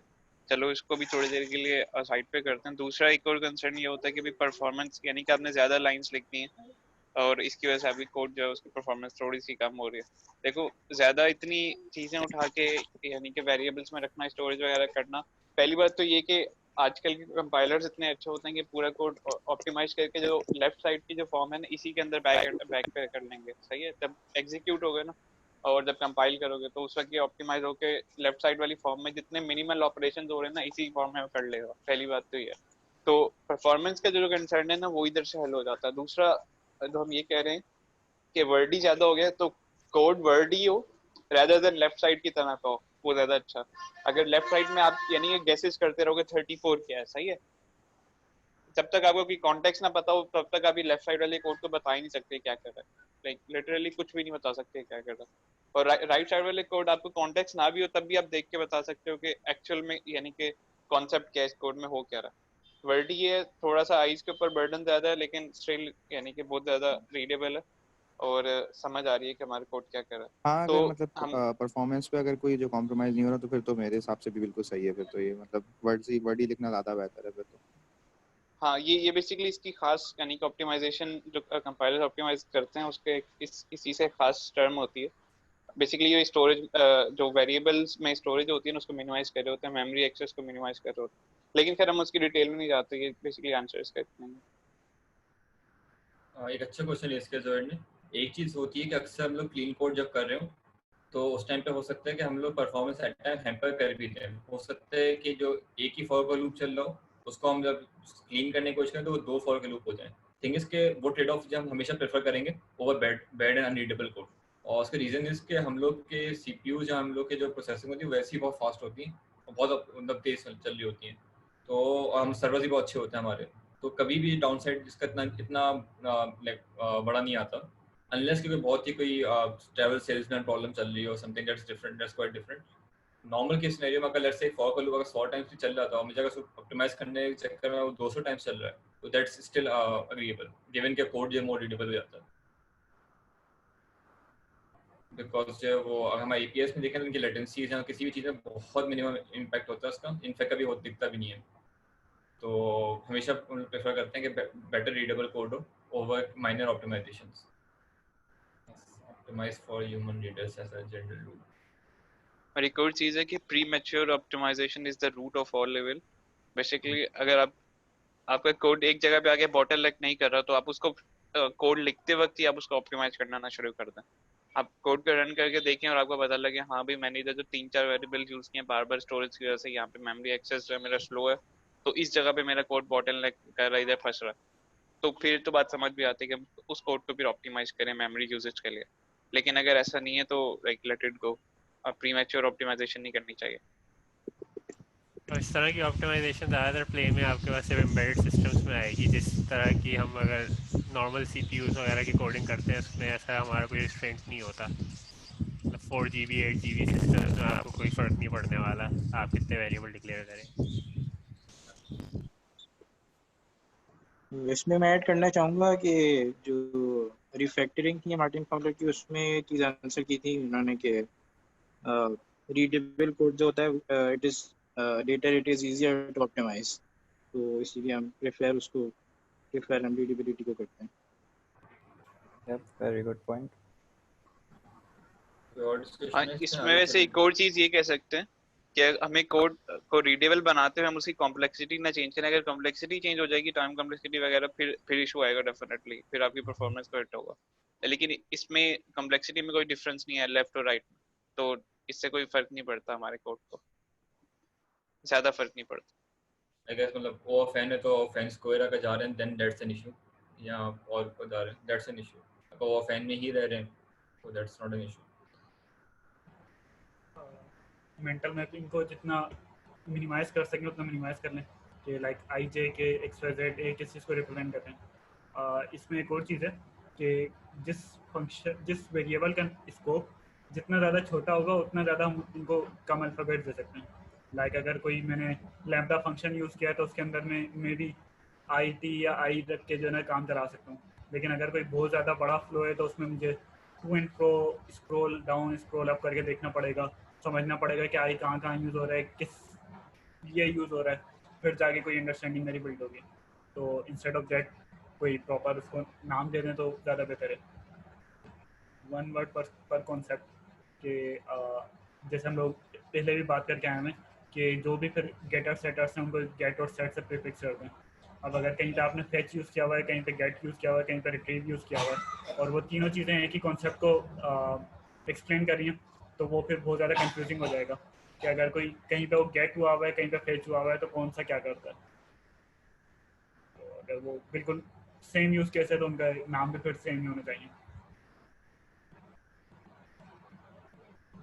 मेंटल मैपिंग हम अक्सर अपने फर्स्ट सेमेस्टर कोड में करते हैं। Variable name A B C D और पीक व्यू रखे हुए होते हैं, हमें ही पता होता है वो क्या कर रहे हैं। आई गेस छोटे कॉन्टेक्स्ट में सही चलता है, बड़े सॉफ्टवेयर में बहुत मुश्किल हो जाती है। एक अच्छी एग्जांपल ये है कि लेट्स से कि एक यूजर के अंदर क्लास एक वेरिएबल है, उसका नाम है स्टेट। तो व्हाट डज स्टेट मींस? अब स्टेट बहुत सारी चीज़ें हो सकती हैं इस क्लास के अंदर। हो सकता है कोई कि वो स्टेट ये है कि वो ब्लॉक हुआ हुआ है या एक्टिव है, या स्टेट ये है कि वो I don't know may be admin एक स्टेट है उसकी और एक स्टेट सिंपल यूज़र है। और जैसे हम उसको एक एड्रेस की क्लास में डाल लेते हैं और एड्रेस का ऑब्जेक्ट में यूज़र में डाल लेते हैं, तो क्लियर होता है कि वो यूज़र के एड्रेस के स्टेट विच इज़ लाइक सिन और वॉट कुछ भी। तो इस तरह का अगर वेरिएबल यूजर के अंदर था तो आइदर हम लोग उसको प्रीफिक्स डालते हैं, उसमें EDDR लिखते हैं कि एड्रेस की स्टेट की बात हो रही है, या आइदर उसको हम लोग एड्रेस की क्लास से मूव कर देते हैं। तो वेरिएबल नेम्स में कॉन्टेक्स्ट बहुत ज़रूरी होता है, वरना जो बहुत मिस इन्फॉर्मेशन हो जाती है। बहुत ज़्यादा एक्स्ट्रा कंटेंट भी लेकिन अवॉइड करना चाहिए। जैसे हम लोगों ने ऊपर डिस्कस किया था XYZ controller for efficient handling of storage, इस तरह का जो भी था। तो उसमें XYZ कंट्रोलर बहुत ज़्यादा कुछ इंटेंट क्लैरिफाई नहीं कर रहा था। एफिशिएंट जैसे सोबान ने पॉइंट आउट किया था, उसमें कुछ नहीं कर सकते कोई, इसका मतलब कोई उसकी कोई हेल्प कोई बेनिफिट नहीं था उसको उधर। तो अब लेट सपोज अगर आप कोई एप्लीकेशन बना रहे हैं गेस स्टेशन डिलक्स की डिलक्स के लिए, तो इट इज़ नॉट नेसेसरी कि आप लोग हर क्लास नेम्स को जो है GSD से स्टार्ट करें। You can just leave the concept there and remove the GSD, क्योंकि वो GSD फिर बहुत ज़्यादा रिडंडेंट हो जाएगा। लाइक जैसे एग्जांपल है GSD mailing address, GSD account address. अगर इसमें देखें तो GSD और एड्रेस दोनों में बिल्कुल कॉमन है। तो सिर्फ जो अनकॉमन चीज़ है वो मेलिंग और अकाउंट है, वो जो है दोनों के बीच में श्रिंक होकर रह गई। तो लाइक हो सकता है कहीं पे ये मिसरीड हो जाए या इस तरह कुछ हो जाए। तो इट इज़ बेटर कि GSD से ना करें हम लोग उसको प्रीफिक्स, और इवन इट इज़ बेटर कि हम लोग एड्रेस को भी किसी तरह ये करें कि मेलिंग एड्रेस और अकाउंट एड्रेस किसी तरह एक जैसे ही हो जाएं, या कुछ एक ही कॉन्सेप्ट को वो क्योंकि प्रॉबेबली डिफाइन कर होंगे। नाजिब भाई मेरा क्वेश्चन है एक। ओके। मैंने एक मैसेज किया है। मैं आजकल स्विफ्ट पे काम कर रहा हूँ, तो इस तरह हम closure short hand closures use करते हैं स्विफ्ट में। तो स्विफ्ट के एरे में ये क्या करता है कि जो $0 है वो 0th एलिमेंट होता है, $1 नेक्स्ट एलिमेंट होता है। तो इससे रीडेबिलिटी ख़राब हो रही है थोड़ी, जैसे नॉन स्विफ्ट यूज़र हैं उनके लिए। तो हमें ये यूज़ करना चाहिए या नहीं? लेकिन स्विफ्ट कहता है कि ये यूज़ करें आप। अगर इसका जो पर्पस है वो हम लोग इनकैप्सुलेट कर लें फंक्शन के अंदर, और फंक्शन को एक मीनिंगफुल नाम दे दें जो कि इनसाइड ये चीज़ कर रहा हो, तो इस तरह हम लोग जो है वो आई गेस दोनों चीज़ अचीव कर सकते हैं कि वो रीडेबल भी रह जाएगा और स्विफ्ट की ऑप्टिमाइजेशन भी चल रही होगी। Right, thank you. Zeroth index को भी कोई ज़ीरोथ इंडेक्स को भी कोई मीनिंगफुल नाम दे सकें, और इज इक्वल टू 0, ये 0 भी क्या है, इसको भी अगर कोई मीनिंगफुल नाम दे दें। अभी मैजिक नंबर्स हैं ये दोनों। उसके अलावा एक क्लोजर वाली जो बात है, अंकल बॉब ने एक जगह लिखा हुआ था कि आपका जो कोड है उसको इस सेंस में लिखें कि वो जो ज़्यादा पढ़ना है वो दूसरे एक प्रोग्रामर ने पढ़ना है। तो इसमें आप लोग जो प्रोग्रामर स्पेसिफिक चीज़ें वो यूज़ कर सकते हैं। और जहाँ पे ऐसा होता है कि कोई किसी चीज़ को आप डोमेन के हिसाब से कोई नाम दे सकते हो, तो वहाँ पे फिर डोमेन नेम देना चाहिए। लेकिन फर्स्ट प्रायोरिटी हमेशा जो प्रोग्रामर की होगी कि किसी प्रोग्रामर ने उसे रीड करना है। तो प्रॉब्लली अगर कोई दूसरा स्विफ्ट का प्रोग्रामर होगा तो डेफिनेटली इसे समझ जाएगा क्या हो रहा है। सही सर। एक और पॉइंट शायद स्लाइड में मिस हो गया, वो मैं बुक में देख रहा था, उसमें ये था कि अगर हम मल्टीपल कंस्ट्रक्टर ओवरलोड्स यूज़ करते हैं तो उसको हम मे भी पॉसिबल है कि हम स्टैटिक फैक्ट्री बना के कर लें, तो वो भी एक अच्छा होता है। अप्रोच लगी थी मुझे। Constructor overloading and static factory, I guess इसको हम लोग नेक्स्ट चैप्टर में से कवर होता है वाला topic. Just to give a heads up कि नॉर्मली हमें मल्टीपल कंस्ट्रक्टर ही बनाने चाहिए, बजाय इसके हम स्टैटिक फंक्शंस के थ्रू ऑब्जेक्ट्स को इनिशियलाइज कर लें अगर मल्टीपल कंस्ट्रक्टर बनाने पड़ रहे हैं या कॉम्प्लेक्स कंस्ट्रक्टर्स बनाने पड़ रहे हैं। और उनका फैक्ट्री जो स्टैटिक फंक्शन नेम होगा वो बता रहा होगा कि क्यों हमें जो है वो इस तरह के आर्ग्यूमेंट्स चाहिए या किस तरह का ऑब्जेक्ट क्रिएट कर रहे हैं। इसको हम लोग नेक्स्ट चैप्टर में कवर करेंगे। ओके, सम गाइडलाइंस फॉर काटा। अभी होगा ये कि हम सब लोग जो हैं वो अबाउट 3 बंदों की टीम्स में या 4 बंदों की टीम आई थिंक नमक भाई डिसाइड करेंगे। हम लोग ब्रेकआउट रूम्स में चले जाएंगे और एक प्रॉब्लम होगा जो हम उसको एक कोड होगा बेसिकली, जो कि हम लोग क्लीन कोड प्रैक्टिस हमने आज सीखी और अप्लाई करने की कोशिश करेंगे उसके ऊपर। ये स्लाइड्स का लिंक हम लोग जो है फेसबुक के इवेंट पेज पे डाल देंगे just in case someone wants to revisit. और फिर 5:15 तक हम लोग वापस आएंगे और अपने सोल्यूशंस जो हैं वो डिस्कस करेंगे, किसने क्या चीज़ मतलब इम्प्लीमेंट की और क्या चीज़ लर्निंग्स क्या थी वो शेयर करेंगे। और उसके बाद छोटी 10 मिनट की लेटर सिंपल सा एक गाइडलाइन है कि सेफ रिफैक्टरिंग होती है आईडीज़ के अंदर, वो as much as possible use करनी चाहिए। द रीज़न इज़ कि वो it is less error prone, it is not error prone to human errors. तो हम लोग खुद से रिफैक्टर करते हैं तो मिस्टेक्स कर सकते हैं, कोई चीज़ कोड नहीं करेगा। तो एज मच एज पॉसिबल उसको यूज़ करना चाहिए, खासतौर पर आज के उसके लिए। पेयर प्रोग्रामिंग जो है वो लमो भाई आप समझा रहे हैं, सोवान कौन समझाएगा आज? नमक भाई डज इट बेस्ट तो उनको कराने देता हूं। ओके, आई थिंक लमो भाई वो बना रहे हो, ब्रेकआउट रूम्स बना रहे होंगे, मैं डिस्कस कर लेता हूँ। ओके, तो होगा ये कि आज हम लोग ग्रुप्स में होंगे और वी विल कोड, वैसे काफ़ी सारे नए बंदे, राइट? तो पेयर प्रोग्रामिंग नया कॉन्सेप्ट ही होगा। ओके, पेयर प्रोग्रामिंग इसके 2 बंदे एक साथ बैठते हैं और एक ही कोड पे एक साथ काम कर रहे होते हैं। उसमें एक बंदा एक्चुअल कोड कर रहा होता है और बाकी इसको गाइड कर रहे होते हैं। जो कोड कर रहा होता है वो इम्प्लीमेंटेशन डिटेल्स के बारे में सोच रहा होता है कि किस तरह मैंने कोई कोड करना है, क्या चीज़ लगानी है, और जो गाइडेंस वाला बंदा होता है वो एक बिगर पिक्चर देख रहा होता है कि किस डायरेक्शन में कोड को लेके जाना है। इसकी सबसे अच्छी एनालॉजी ये लेफ्ट भी जो है ब्लड रेसिंग वाली जो एग्जांपल है कि एक बंदे के पास मैप है, उसको पता है कि जो है वो अब लेफ्ट टर्न आएगा, अब यू टर्न आएगा, और जो दूसरा बंदा है वो एक्चुअली ड्राइविंग हो गियर अप गियर डाउन और एक्सीलरेट कर रहा है। तो वो यूजिंग दैट इंस्ट्रक्शंस को पता है कि कब जो उसने तेजी से लेफ्ट कट करना और कब उसे स्पीड कम कर लेनी है, बिकॉज लेफ्ट कट के फॉर्न राइट कट आने वाला है। तो सिंपल एग्जांपल, हाँ सिमिलर एग्जांपल प्रोग्रामिंग में होती है कि बाकी बंदे होते हैं वो होलिस्टिक व्यू में देख रहे होते हैं कि किस तरह जो किस तरह डायरेक्शन में कोड को लेके जाना है। और होता है कि 15 मिनट्स के सेशन होते हैं और हर 15 मिनट बाद स्विच होता है कि अगला बंदा जो नेविगेटर जो होता है वो ड्राइवर बन जाता है और ड्राइवर जो होता है वो नेविगेटर बन जाता है।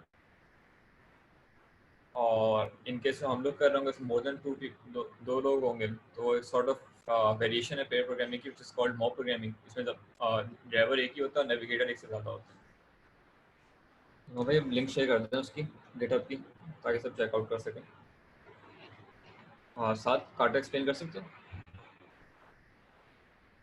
ठीक है, बेसिकली ये एक ऑलरेडी कोड लिखा हुआ है, वो कुछ प्राइम नंबर्स प्रिंट करता है, उसको हम लोग अभी रिफैक्टर कर रहे होंगे using the naming rules that we have read so far. कुछ इस समय के इसमें करंटली नेमिंग हुई हुई है और नीचे कुछ लॉजिक लिखी हुई है और इसके ऑलरेडी एग्जिस्टिंग टेस्ट भी मौजूद हैं। तो जस्ट टू वेरीफाई कि हम लोगों ने जो भी कुछ इसमें चेंज किए, नेम्स वगैरह चेंज किए हैं या कुछ भी लॉजिक वगैरह रिफैक्टर आउट करके कुछ भी किया है, तो जस्ट टू मेक श्योर कि इसका बिहेवियर चेंज नहीं होता, तो इस चीज़ को कैटर करने के लिए इसकी करेक्टराइजेशन टेस्ट लिखे हुए हैं कि इसका अभी करंटली जो एग्जिस्टिंग बिहेवियर है वही बिहेवियर बाद में रह रहा है रिफैक्टिंग के बाद या नहीं रह रहा। तो होगा कुछ यूँ कि हम लोग इसमें जो भी जैसे पेयर्स वगैरह मॉब्स जो भी बनेंगे ग्रुप्स, उसमें फिर इसको रिफैक्टर आउट करते रहेंगे और बार बार टेस्ट चला के देखते रहेंगे ताकि अगर कोई बिहेवियर चेंज हो रहा है तो वो जल्दी जो इंडिकेट हो जाए और उसको फिर वापस रिवर्ट करने कुछ भी कर दें। ये कुछ इस तरह का कुछ आउटपुट करता है करंटली। तो अगर कोई भी एक नंबर या कोई स्पेस वगैरह भी चेंज होगा तो टेस्ट में जो है इंडिकेट हो जाएगा।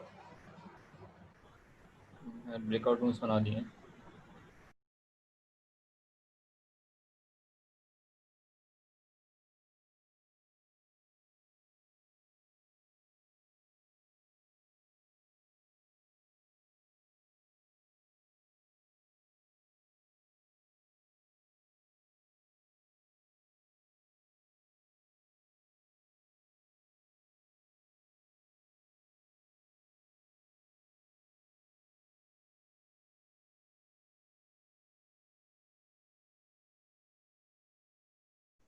2 मिनट्स कोशिश करते हैं, हर डेमो 2 मिनट में पूरा हो जाए। Okay okay. आमिर ने जो है ना बेसिकली वो सबको रेडी किया कि हमने कोड में ज्यादा चेंजेस नहीं की, तो बी रेडी। नहीं नहीं, ये गलत है। तो मैं था आमिर के साथ असल में। अच्छा शायद जुनेद गया हुआ नमाज पढ़ने, तो आगे ठीक है, वो आ जाएगा तो अपना एक्सपीरियंस ऐड कर लेगा, हम मीनवाइल एक्सप्लेन कर देते हैं एहसन। और आई थिंक मुस्तहसिन भाई भी नहीं है। हाँ मुस्तफिन भाई डिस्कनेक्ट हो गए लाइट चली गई के दौरान। हाँ वो बीच में चले गए थे। खैर हमने जिस तरह डीपेस्ट लेवल पे जाके देखा, और हमें एक्चुअली हमने रीडमी नहीं पढ़ी थी, तो हमें डीबगर चला के देखना पड़ा कि हर स्टेप पे बेसिकली हो क्या रहा है। कि जब स्क्वायर है तो उसके बाद आपके पास वो उसकी नेक्स्ट आइट्रेशन के बाद वो एक बाउंड सेट कर देता है, जिस बाउंड को जब वो कंप्लीट हो जाता है और वो किसी प्राइम नंबर के अगेंस्ट आ जाता है, तो वो यहाँ से फॉल्स करा के तब तक उसके जो नेक्स्ट प्राइम आ रहे होते हैं, मतलब लेट्स से कि खैर what ever is the logic, concept ये है कि एक बाउंड सेट हो जाता है और उस बाउंड से पहले तक के जितने प्राइम नंबर्स होते हैं वो आपके पास आ रहे होते हैं और वो कंस्ट्रक्ट हो रहे होते हैं। तो हमने कुछ इस तरह किया कि सबसे पहले यहाँ पे हमारे पास शायद कोई के या समथिंग था, और यहाँ पे आपके पास प्राइम नंबर्स असाइन हो रहे थे। तो एक प्राइम नंबर्स, ये जो पी था, इसको हमने एक प्राइम नंबर्स की एरे का नाम दे दिया। और यहाँ पे मैक्स जो एम था शायद आपके पास, वो max number max size of primes रख लिया हमने। और इसी तरह ये सबसे एंड में ये चीज़ की थी रो और कॉलम पर पेज। और ये जो ऑर्डिनल जो था, ये बेसिकली टोटल बाउंड्स कितने रख सकते हैं आप, तो टोटल बाउंड पोजीशन। और बाकी यहाँ पे ये कैपिटल में सारे लिखे थे, इसको कैमल केस में कन्वर्ट किया और क्या, और प्रोबेबली दैट्स इट। नहीं, वो एक वाइल लूप में फॉर लूप में कन्वर्ट किया है। वो हमने अपनी इस सेंस में किया कि यस, यहाँ पे बहुत सारी चीज़ें हो रही थी कि n बेसिकली यूज़ हो रहा था और n करके 2 हो रहा था, और वो काफ़ी, और वो इनिशलाइज भी ऊपर हुआ था। तो एक चीज़ है कि अगर चीज़ का स्कोप छोटा हो वेरिएबल नेमिंग में, तो आप उसको वहीं पे शॉर्टर वेरिएबल नेम भी रख सकते हैं। तो हमने वहाँ से n बेसिकली रिमूव करके इस वाइल को एक तो फॉर लूप में कन्वर्ट करके, और जो भी इसके चेक्स थे वो इसी फॉर लूप के अंदर रख लिया हमने, और वो चीज़ यहाँ पे कर दी। तो इससे एक तो ये चीज़ बच गई कि यहाँ पे एक n2 करके हो रहा था, और वो इस डिफरेंट चेक्स लग रहे थे, वो चेक्स। और फिर वो ये एंड जो है वो वाइल के अंदर इंक्रीमेंट हो रहा था, हमने बेसिकली फॉर में कन्वर्ट कर दिया, तो इनिशियलाइज भी वही हो रहा है, इंक्रीमेंट भी वही हो रहा है। तो एक एंड का वेरिएबल जो कि थोड़ा सा कंफ्यूजिंग था, उसको हमने सिंपली आई में कन्वर्ट कर दिया। यस ये बस ये एक पर्टिकुलर चेंज हमें करना पड़ा था, बिकॉज वो काफ़ी वाइल के अंदर वाइल काफ़ी मैसी हो रहा था। सो अब बेसिकली अगर हम इसको ऊपर से रीड करने की कोशिश करें तो कुछ इस तरह है कि अगर आपका प्राइम इंडेक्स जो है वो मैक्स साइज ऑफ प्राइम्स नहीं है, तो आप एक इनर लूप में आ जाते हैं जहाँ पे जो भी आपका प्राइम नंबर होगा उसमें आप 2 इंक्रीमेंट करते हैं और उसको चेक करते हैं कि वो किसी स्क्वायर के बराबर है। अगर है तो ये बेसिकली एक बाउंड बनेगा, तो बाउंड इंडेक्स आप बना लेते हैं, और उस बाउंड इंडेक्स के कॉरस्पॉन्डिंग जो आपके पास प्राइम नंबर होगा उससे एक स्क्वायर जनरेट कर देते हैं। और ये स्क्वायर आगे कहीं तो खैर यूज़ नहीं होता, जो आपकी प्राइम नंबर बाउंड की एरे है उस पर आप वो प्राइम नंबर डाल देते हैं, एंड देन उसको यहाँ पे सॉर्ट ऑफ उसमें हम दोबारा से प्राइम नंबर कोई ऐड करते हैं, कुछ कर रहे होते हैं, जिससे बेसिकली आपके पास उस बाउंड से पहले तक के सारे प्राइम्स आ रहे होते हैं हर आइट्रेशन में। यहाँ पे खैर कोई चेंजेस करने की ज़रूरत नहीं थी, यहाँ एक सीसी वाली चीज़ थी जो अगेन वही कॉन्सेप्ट था, तो मैंने वो सिंपली उसको रिमूव करके यहाँ आई ही रख लिया था, और दैट्स इट। इसमें 2 छोटे से फीडबैक हैं।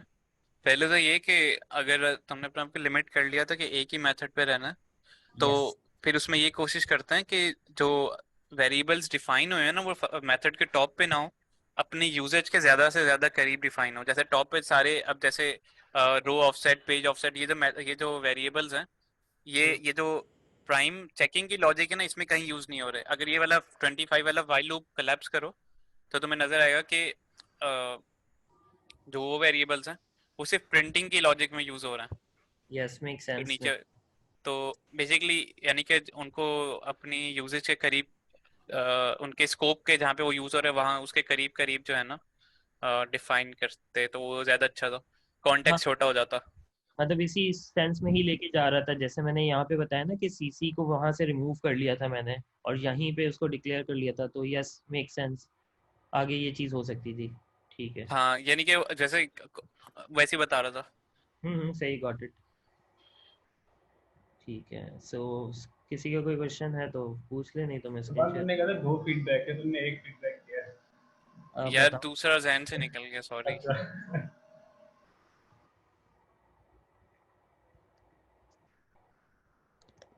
ठीक है, कोई लर्निंग्स अगर नहीं है तो फिर नेक्स्ट में आ जाओ।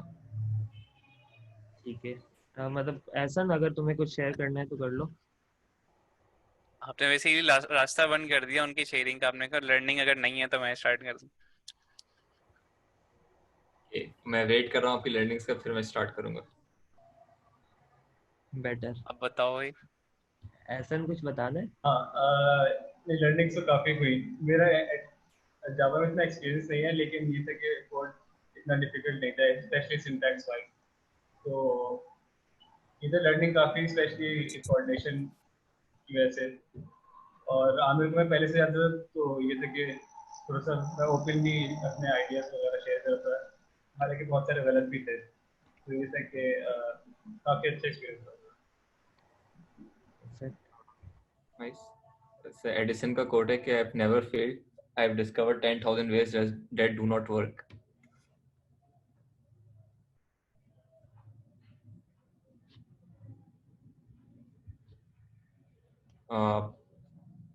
हम लोगों ने इस तरह किया था कि स्टार्ट करते ही हमने जो 2 बड़े लूप से वाइल के, उनको हमने फंक्शन एक्सट्रैक्ट आउट कर लिया था, and we called them loop 2 and loop 1, और हमें कुछ नहीं पता था कि उसके अंदर क्या हो रहा है। और नेक्स्ट स्टेप पे हमने फिर ये किया कि हमने ऐसा ऐसा जो वेरिएबल हम समझ आता था वो क्या कर रहा है, उसको उसके नियरेस्ट एक नाम बहुत दे देते थे। इवन तो फंक्शन हम लूप 1 रखा हुआ था, बट हमने उनको लिमिट्स देना शुरू करी। मोर ओवर वी रियलाइज के बहुत सारे वेरिएबल्स जो थे वो बिला वजह जो है वो बाहर डिक्लेयर थे, तो उनको उनके फंक्शंस के अंदर मूव करना शुरू कर दिया था। जैसे कि लूप 1 के अंदर ही हम उसके सारे ऑर्डिनल और स्क्वायर और सारे नंबर भी वैल्यूटेड लेकर आ गए थे। और वंस से हमने सारी चीज़ें मूव कर दी थी, तो फाइनल हमारे पास प्लान ये था कि हमने प्राइम नंबर्स की लॉजिक को एक अलग क्लास में डाल दिया था, ताकि जो मेन है हमारा वो थोड़ा छोटा हो जाए, और फिर हमें समझ आना शुरू हो जाए कि जो है वो कौन सा पार्ट जो है वो प्राइम जनरेटर का और कौन सा पार्ट जो है वो प्रिंटिंग का। तो इवेंचुअली फाइनल लुक उसकी कुछ इस तरह की हो गई। लेट मी पुल कि हमारे पास एक प्राइम जनरेटर की क्लास थी जो कि जनरेट प्राइम्स करती है, और एक प्रिंटिंग की क्लास थी, और क्लास नहीं है, प्रिंटिंग की हाँ सॉरी फंक्शन था।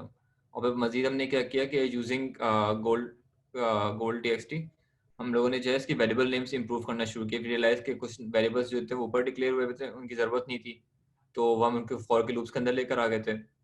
और रियलाइज के नाम जो है वो उसको सीसी लिखे हुए थे और आरआर लिखे हुए थे, तो उनको हमने कन्वर्ट कर दिया रो ऑफ सेट और रोज पर पेज और कॉलम्स पर पेज, डिपेंडिंग के वो बता रहे थे कि रोज पर पेज 50 थे और कॉलम पर पेज जो है वो 4 था। तो यूजिंग आउटपुट हम लोग जिसके वेरिएबल के नाम चेंज करते जा रहे थे।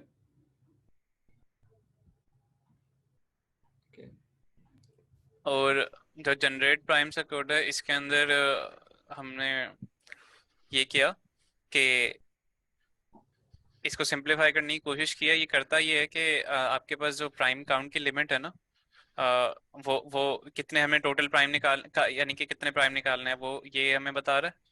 उसके बाद जो अंदर वाला जो डू वाइल का लूप है ना, इसको अगर हम कोलैप्स कर दें तो सिंपली ये कर ये रहा है कि करंट नंबर एक नंबर उठाता है, उसको इंक्रीमेंट करता रहता है और चेक करता रहता है कि ये नंबर प्राइम है कि नहीं है। जैसे ही उसे पता लग जाता है कि ये नंबर प्राइम है, तो उसका अपने पास प्राइम की जो एरे है प्राइम्स उसके अंदर सेट कर देता है। तो अब वो उसके लिए जो इवेल्युएट प्राइमलिटी का जो हमने फंक्शन जो हमने एक्सट्रैक्ट किया नीचे, वो यूज होता है। अब ये फंक्शन जो है ना, इसके अंदर जो लॉजिक लगी हुई है ये बेसिकली यानी कि इसमें काफी सारी मैथ्स है इसके पीछे और नंबर थ्योरी है। तो इसके इसकी हमने डिटेल में नहीं किया और ना ही हम इसको ज़्यादा समझने की हमने कोशिश की। हमने काफ़ी ऐसे कोशिश की थी, लेकिन फिर अचानक ही मेरे जहन में आइडिया है कि रीडमी पढ़ लेते हैं एक बार। तो रीडमी पढ़ी तो उसके अंदर बॉटम पे मुझे पीडीएफ्स मिल गई जिसमें लिखा इस एल्गोरिथम को एक्सप्लेन किया होता। तो काफ़ी ज़्यादा डिटेल्ड एल्गोरिथम है, सही है। तो इतना टाइम नहीं था उसको समझने का, तो हमने इस पर ज़्यादा टाइम नहीं लगाया। हमने इसको सिर्फ एक मेथड में एक्सट्रैक्ट किया और उस एल्गोरिथम में हमें पता लग गया था कि एल्गोरिथम में पार्ट्स क्या क्या हैं। तो हमने उससे उससे हमने ये किया कि सिर्फ मेथड के नाम जो है ना उनको किस तरह देने हैं, वो उसके लिए हमने हेल्प ले ली उससे। तो इवेल्युएट प्राइमैलिटी जो है यानी कि ये हमने इससे हमें पता लग रहा है कि ये एक नंबर लेता है और उसकी पता ये सिर्फ ये पता कर रहा है कि वो नंबर प्राइम है कि नहीं है। That's it. और बस ये यानी कि इस फंक्शन जो हमारा जनरेट प्राइम का फंक्शन है तकरीबन यही काम कर रहा है। फरिया कुछ चीज शेयर करनी? सुबह ने कहा मेरा भी एक सवाल है। अगर सवाल सवाल पूछ लो तो सही अच्छा, सही। पहले टीम बता दे कुछ, अगर कुछ शेयरिंग है तो।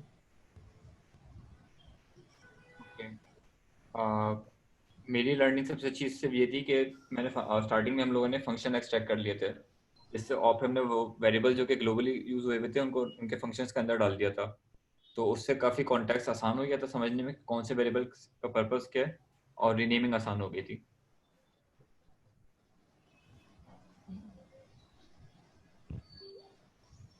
और जो वेरिएबल जो थे, जैसे कि सवान ने भी कहा कि जहाँ पे वो यूज़ हो रहे हैं वहाँ पे एज क्लोज एज पॉसिबल हम रखें, तो उससे पता लग रहा था कि कौन से वेरिएबल कहाँ पे यूज़ हो रहे हैं। वरना वो ग्लोबली हम एक साथ बहुत सारे डिफाइन कर दें तो पता नहीं लगता है कि कौन सी चीज़ का कहाँ यूज़ है। और सेकेंडली जो क्लास में हमने कन्वर्ट करा तो उससे कोड काफ़ी मतलब अच्छा क्लीन सा लग रहा है, वरना बहुत सारी चीज़ें एक साथ मिक्सी हुई होती।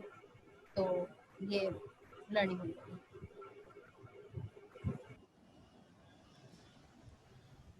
एक और चीज जो हमने देखी थी वो ये था कि हाँ जैसे मैंने भी बताया कि अगर हमें किसी एल्गोरिथम के बारे में समझ नहीं आ रहा हो, किसी कोड के बारे में कि वहाँ पे कोई स्पेसिफिक कंप्यूटेशन हो रही है, मैथ्स है या कुछ इस तरह की चीज़ है जिसको हम अभी नहीं समझना चाह रहे, तो we can wrap it in a class या मेथड और फिर उसको जितने भी रिक्वायरमेंट्स है जिन वेरिएबल्स या जो भी वो हम उसको दे दें और उस पार्ट को जो है ना हम एक लाइक नाम दे दें। जैसे हमने इधर एक नाम दे दिया जनरेट प्राइम्स का, तो हमें ये पता लग रहा है कि इस मेथड में क्या हो रहा है कि ये प्राइम्स जनरेट करके दे रहा है। और आगे हमने प्राइम काउंट लिमिट भी दे दी कि कितने काउंट करने हैं प्राइम, कितने प्राइम जनरेट करने हैं।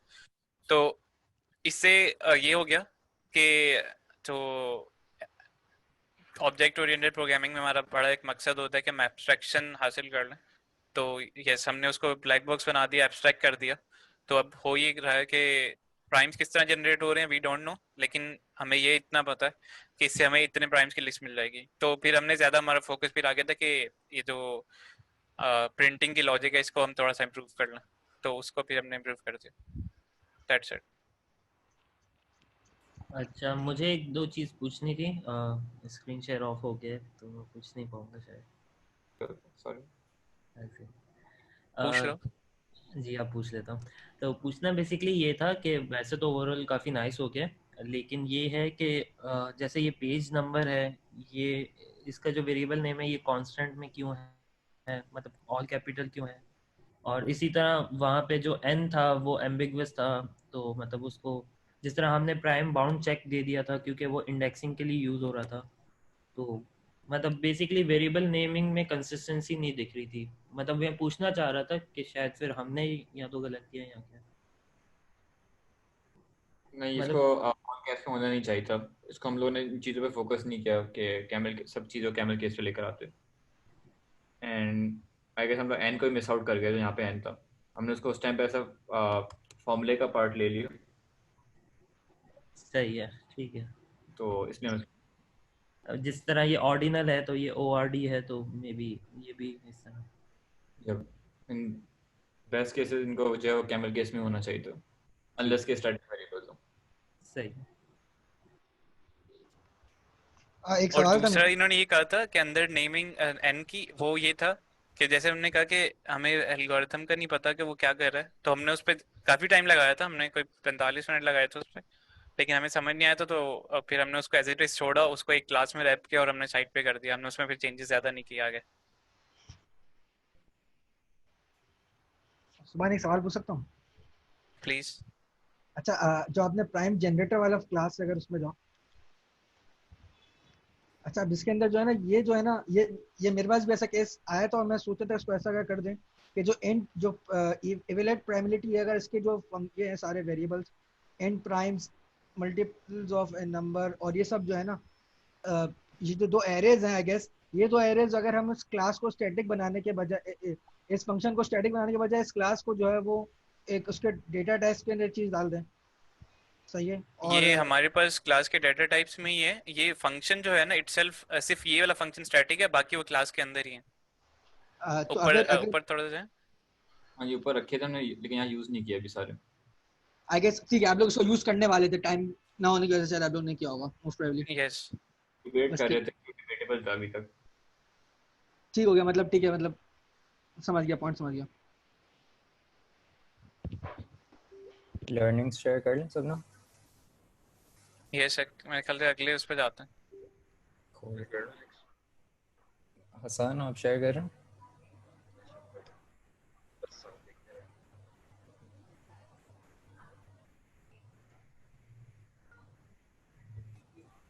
हो रही है जी। यप।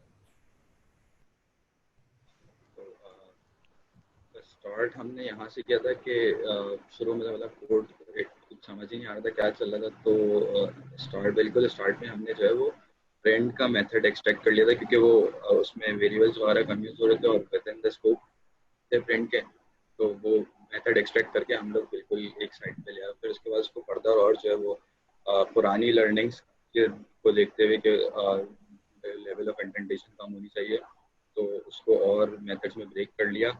प्रिंट हेडर और प्रिंट रॉस वगैरह। उसके बाद फिर ये लाइन ब्रेक अलग अलग तीनों कर लिए ताकि लेवल ऑफ इंडेंटेशन जो है वो एक ही रहे।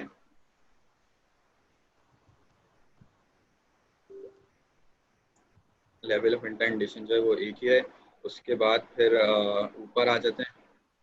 ऊपर जो है वो हमने ये किया कि पहले तो जो वेरिएबल्स चेंज नहीं हो रहे थे, जिनकी वैल्यूज जो है वो कांस्टेंट थी, जैसे टोटल प्राइम नंबर 1000 थे, पांच पेजेस के मिला के तो वो 1000 ही रहे।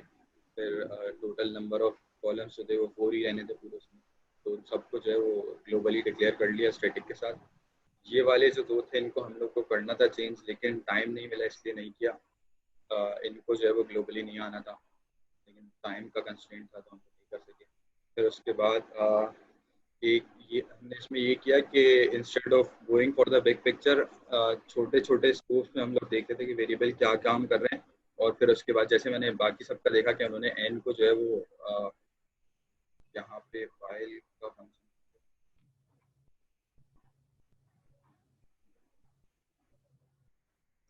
लम्हा भाई वाइल वाला फंक्शन कहाँ पे है? ऊपर जाना या ये वाला प्राइम चेकर? हाँ वो जो एन बिल्कुल लास्ट में चेंज किया था, प्राइम चेकर। हाँ ये खुला हुआ। हाँ ये रहा। अच्छा इसमें हमने जो है वो instead of going for the bigger picture हमने छोटे छोटे उसमें देखा स्कोप में कि जैसे वो एन है वो क्या काम कर रहा है, तो एन जो है वो काउंटर स्क्वायर काउंटर था इस फंक्शन के अंदर। ओवरऑल वो क्या कर रहा है स्टिल इतना कोई क्लियर आइडिया नहीं, बस एक वेग सा आइडिया था कि वो इस लूप के अंदर जो है वो काउंटिंग कर रहा है, तो हमने जो है वो उसको वैसे ही अकॉर्डिंगली नेम किया। और बाकी बस लेवल ऑफ इंडेंटेशन सारा ख्याल रखा एक एक चीज़ का, और उसको जितना रीडेबल बना सकते थे उतना मैक्सिमम कोशिश करेंगे रीडेबल।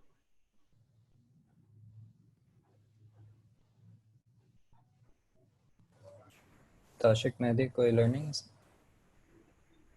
अच्छा डेमो था आसान, थैंक यू।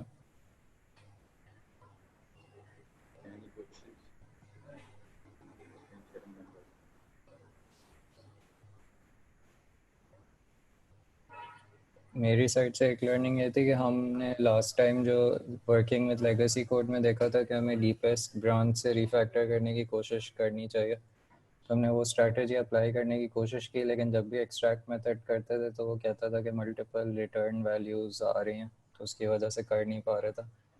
तो इस ये थोड़ा सा चैलेंजिंग था इसमें। जाजिब और सवाना, तुम लोगों का अप्रोच अच्छा लगा कि तुम लोगों ने लूप 1 लूप 2 पहले बड़े वाले चंक्स एक्सट्रैक्ट कर लिया था। तो ये कि मतलब वो रूल बेसिकली हर बार अप्लाई नहीं होता।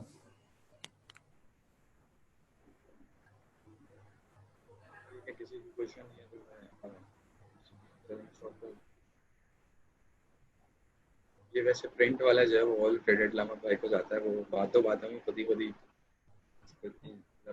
करे जा रहे थे हम लोग। एंड में बिल्कुल आके एंड के 1 मिनट में मुझे रियलाइज हुआ कि भाई ये तो इतना सॉर्ट कर, ये काफी रीडेबल हो गया है, काफी अच्छा लग रहा था ये। आई गेस नेक्स्ट स्टेप ये होता है कि आप लोग क्लासेस में मूव करते हैं इनको और सारी चीज़ों को, फिर थोड़ा सा और रीडेबल हो जाता है आई गेस। मैं भी कोई लर्निंग शेयर करनी है जाके भाई करना था, लेकिन फिर एंड बिल्कुल लास्ट मोमेंट पे टाइम पे जो क्वेश्चन आया ना, मतलब बगैर बताए हुए कि 5 मिनट वाला ब्रेक नहीं था इस बार, बस एकदम से एक पॉपअप आया कि कितने सेकंड में आप दोबारा मेंस। हाँ आई गेस मुझे उससे गलती हो गई थी, मुझे पहले हेड्स अप देना चाहिए था।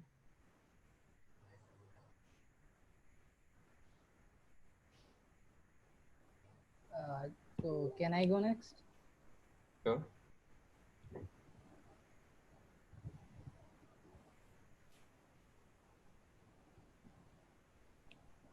Screen visible है? Yep. हमारी अप्रोच जाजिब भाई की अप्रोच से काफ़ी मिलती जुलती है। हमने बस सेपरेट क्लासेस में नहीं बनाए, हमने दोनों फंक्शंस को एक्सट्रैक्ट कर लिया। एक फंक्शन हमने बना दिया कैलकुलेट टाइम का और एक फंक्शन हमने बना दिया प्रिंट प्राइम्स का। तो उसके बाद हमने स्प्रिंट प्राइम के फंक्शन में आए, इसमें हमने थोड़ी सी जो वेरिएबल की नेमिंग्स थी उनको कंसिस्टेंट करने की कोशिश करी और जो वेरिएबल सिर्फ लूप में जैसे जाजिब भाई लोगों ने किया हुआ था वैसे हम लोग भी उन वेरिएबल्स को लूप में ले गए और जो प्रिंट की स्टेटमेंट मल्टीपल लाइंस पे लिखी हुई थी उसको एक कंसिस्टेंसी एक लाइन पे कर दिया हमने। बाकी मैं ज़्यादा टाइम नहीं वेस्ट करूँगा। एक काम जो हमने डिफरेंट किया था वो ये था कि जो प्राइम्स थी वो एक एरे लिस्ट यूज़ हुई थी, हमने उसके एक अरे यूज़ हुई थी सारी, तो हमने उसको एक अरे लिस्ट यूज़ कर ली थी ताकि वो एक जो वेरिएबल हर जगह इस्तेमाल हो रहा था जो कि चेक रख रहा था कि हमारी प्राइम्स की लिस्ट में कितने प्राइम्स हैं, तो उसको हटाने के लिए हमने एक एरे को रिप्लेस कर दिया एरे लिस्ट से। और इससे ये हम यहाँ पे लूप की कंडीशन में थोड़ा सा फ़र्क आ गया था। और क्या क्या हमने बाकी साथ तुम कुछ ऐड करना चाहोगे? नहीं आई गेस बाकी सब तो सिमिलर है काफ़ी ज़्यादा। बाकी हमने ये कुछ जो मैथमेटिक्स थी इसको समझने की कोशिश कर रहे थे, तो जैसे अभी हमें पिछले वाले डेमोन्स्ट्रेशन में लिखा है get next odd number square था, तो हम लोग चाह रहे थे कि हम मैथ्स को समझ के इनको फंक्शन नेम्स दे दें और ताकि जो रीडेबिलिटी है वो बढ़ जाए। तो बट हम बाकी जो लाइंस थी उनको हम कर नहीं सके क्योंकि हम समझ नहीं सके एल्गोरिदम में चल क्या रहा था और हमने goal.txt भी नहीं देखा था।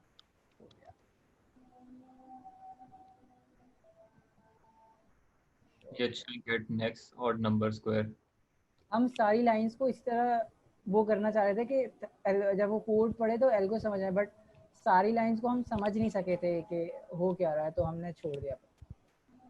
अगर किसी को एल्गो समझना है तो लिंक चैट में भेज रहा हूँ, और इसके अंदर उन्होंने एग्जाम्पल के अंदर पूरी ये बताया हुआ कि ये कैसे काम कर रहा है, नंबर थ्योरी वगैरह और सारी मैथ्स वगैरह बताई हुई है।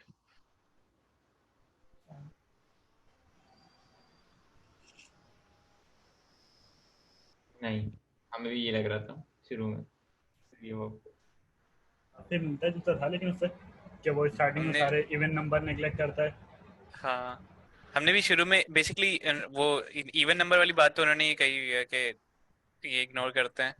ये इसमें बेसिकली थोड़ा सा डिफरेंट था। सीव के अंदर हम ये करते हैं कि पिछले प्राइम के सारे आगे वाले मल्टीपल्स काट जाते हैं ना, इसमें ये कर रहे थे कि काउंट ऑफ मल्टीपल्स की बेसिस पे चल रहा था, तो वो थोड़ा डिफरेंट था इसमें। सॉर्ट ऑफ उसका बॉटम अप वर्जन था कि उसमें जो हम लोग आगे जाके जो पॉज करके आ रहे होते हैं पीछे से ही एक साथ ही चलते हैं। नहीं इसकी अप्रोच ही थोड़ी डिफरेंट थी बिल्कुल।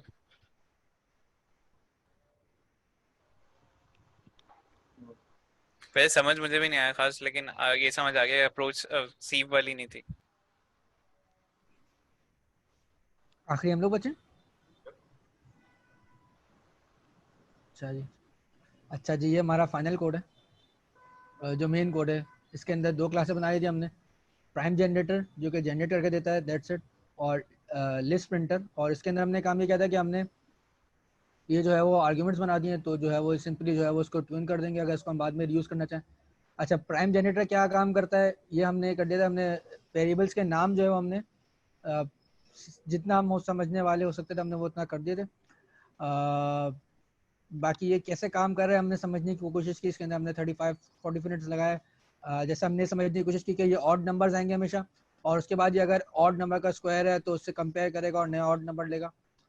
फिर वही वाली बात थी कि मल्टीपल, चूँकि मल्टीपल रिटर्न्स है तो बाद में हमें ये सोचा था कि हमने टाइम बचेगा तो हम जो है वो इन सबको जो है वो क्लास वेरिएबल बना देंगे, और जो काम हमने लिस्ट प्रिंटर में किया वो हम यहाँ पे काम कर देंगे। अच्छा, लिस्ट प्रिंटर में क्या काम किया, लिस्ट प्रिंटर के अंदर हमने ना 3 वेरिएबल्स बना दिए जो क्लास वेरिएबल के, जो कि हमेशा कांस्टेंट रहेंगे। जब भी हम वो बनाएंगे हमने उसको कंस्ट्रक्टर में डाल दिया, प्रिंटिफाई कर दिया। सबसे पहले जो है वो हेडर कर देगा, फिर वो सारी रॉस को प्रिंट करेगा और पेज नंबर को जो है वो एक पेज की सारी रॉस को प्रिंट करेगा, फिर इस तरह चलते जाएगा। फिर प्रिंट रॉ के अंदर क्या काम होगा, इस तरह करके हमने कर दिया। इज इन रेंज का इसलिए बहुत दफ़ा यूज हो रहा है तो हमने इसको इस तरह कर लिया, और प्रिंट हेडर को हमने इस तरह यूज कर लिया। दैट्स इट, हमने इतना सा काम किया था। एक सेकंड, सब प्रोसेस कर रहे हैं। सब प्रोसेस कर रहे हैं, sorry. Nice. Is in range printer header of a page. ये इज इन रेंज अच्छा नाम, ये बेसिकली वो नाम था कि ये चेक कर रहा था कि जो मेरा रॉ ऑफसेट है, मतलब ये कि मैं रेंज से बाहर तो नहीं आ रहा हूँ, कि इसलिए कि मैक्स नंबर जो है वो हो सकता है कि मैक्स नंबर वो ना हो। जैसे अगर ये मतलब फिलहाल तो हमने इसको इस तरह बाउंड कर दिया है कि जो मैक्स नंबर यहाँ पे जाएगा वही मैक्स नंबर यहाँ पे आएगा, ये तो हमने बाउंड कर दिया, ठीक है। लेकिन जो उन्होंने कोड दिया हुआ था उसके अंदर ये जरूरी नहीं था कि जो ऊपर का अगर मैं यहाँ पे 1000 प्रिंट जनरेट करा रहा हूँ तो मैं 1000 के 1000 करूँ। हो सकता है मैं यहाँ 500 की खाली जो है वो प्रिंट करना चाह रहा हूँ, तो यहाँ पे मेरे पास ये यूटिलिटी है, और ये यूटिलिटी पहले से मौजूद थी तो हमने इसको खत्म करना नहीं था।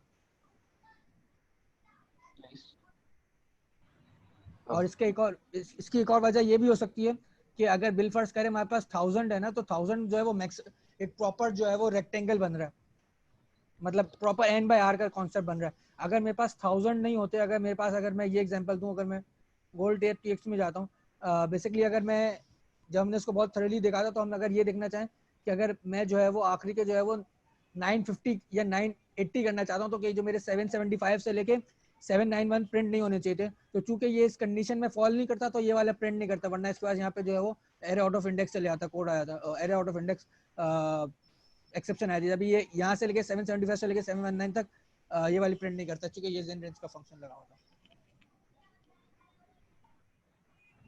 सही, नाइस नाइस। लर्निंग्स कोई चीज किस तरह अप्रोच किया? अच्छा, अप्रोच इस तरह हमने किया था कि हमने पहले सारे जो है वो जो वेरिएबल जो वेग नेम्स थे उनको सही कर दिया था, उनको, और फिर उसके बाद क्लोज से क्लोज लेते गए थे।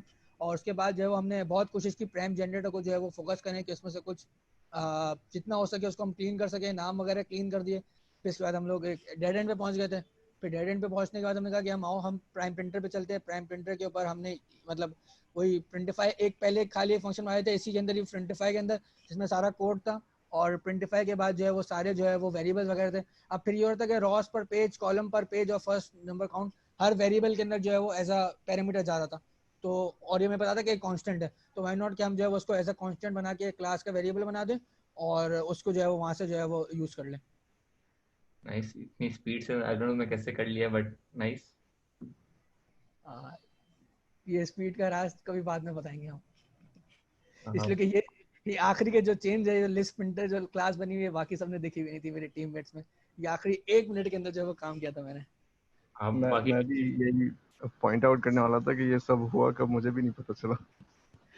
यहाँ पे जो है वो थोड़ी नहीं अच्छी खासी जो है वो गलती हुई है। बाकी टीममेट्स की कोई लर्निंग? मेरी लर्निंग ये थी कि मतलब हमने कोड को पहले समझने में जो टाइम लगाया वो उसने काफ़ी पे ऑफ किया हमें। तो वेरिएबल नेमिंग जो है वो शुरू से हम लोग फोकस कर रहे थे उसको ठीक करने की, और वेरिएबल नेमिंग जो है वो मोस्टली डिपेंडेंट की एल्गोरिदम पे थी। एक मिस्टेक जो मैं समझता हूँ हमने करी वो ये थी कि हमने रीड भी नहीं पढ़ी, वरना और बेहतर हो सकता था काफ़ी।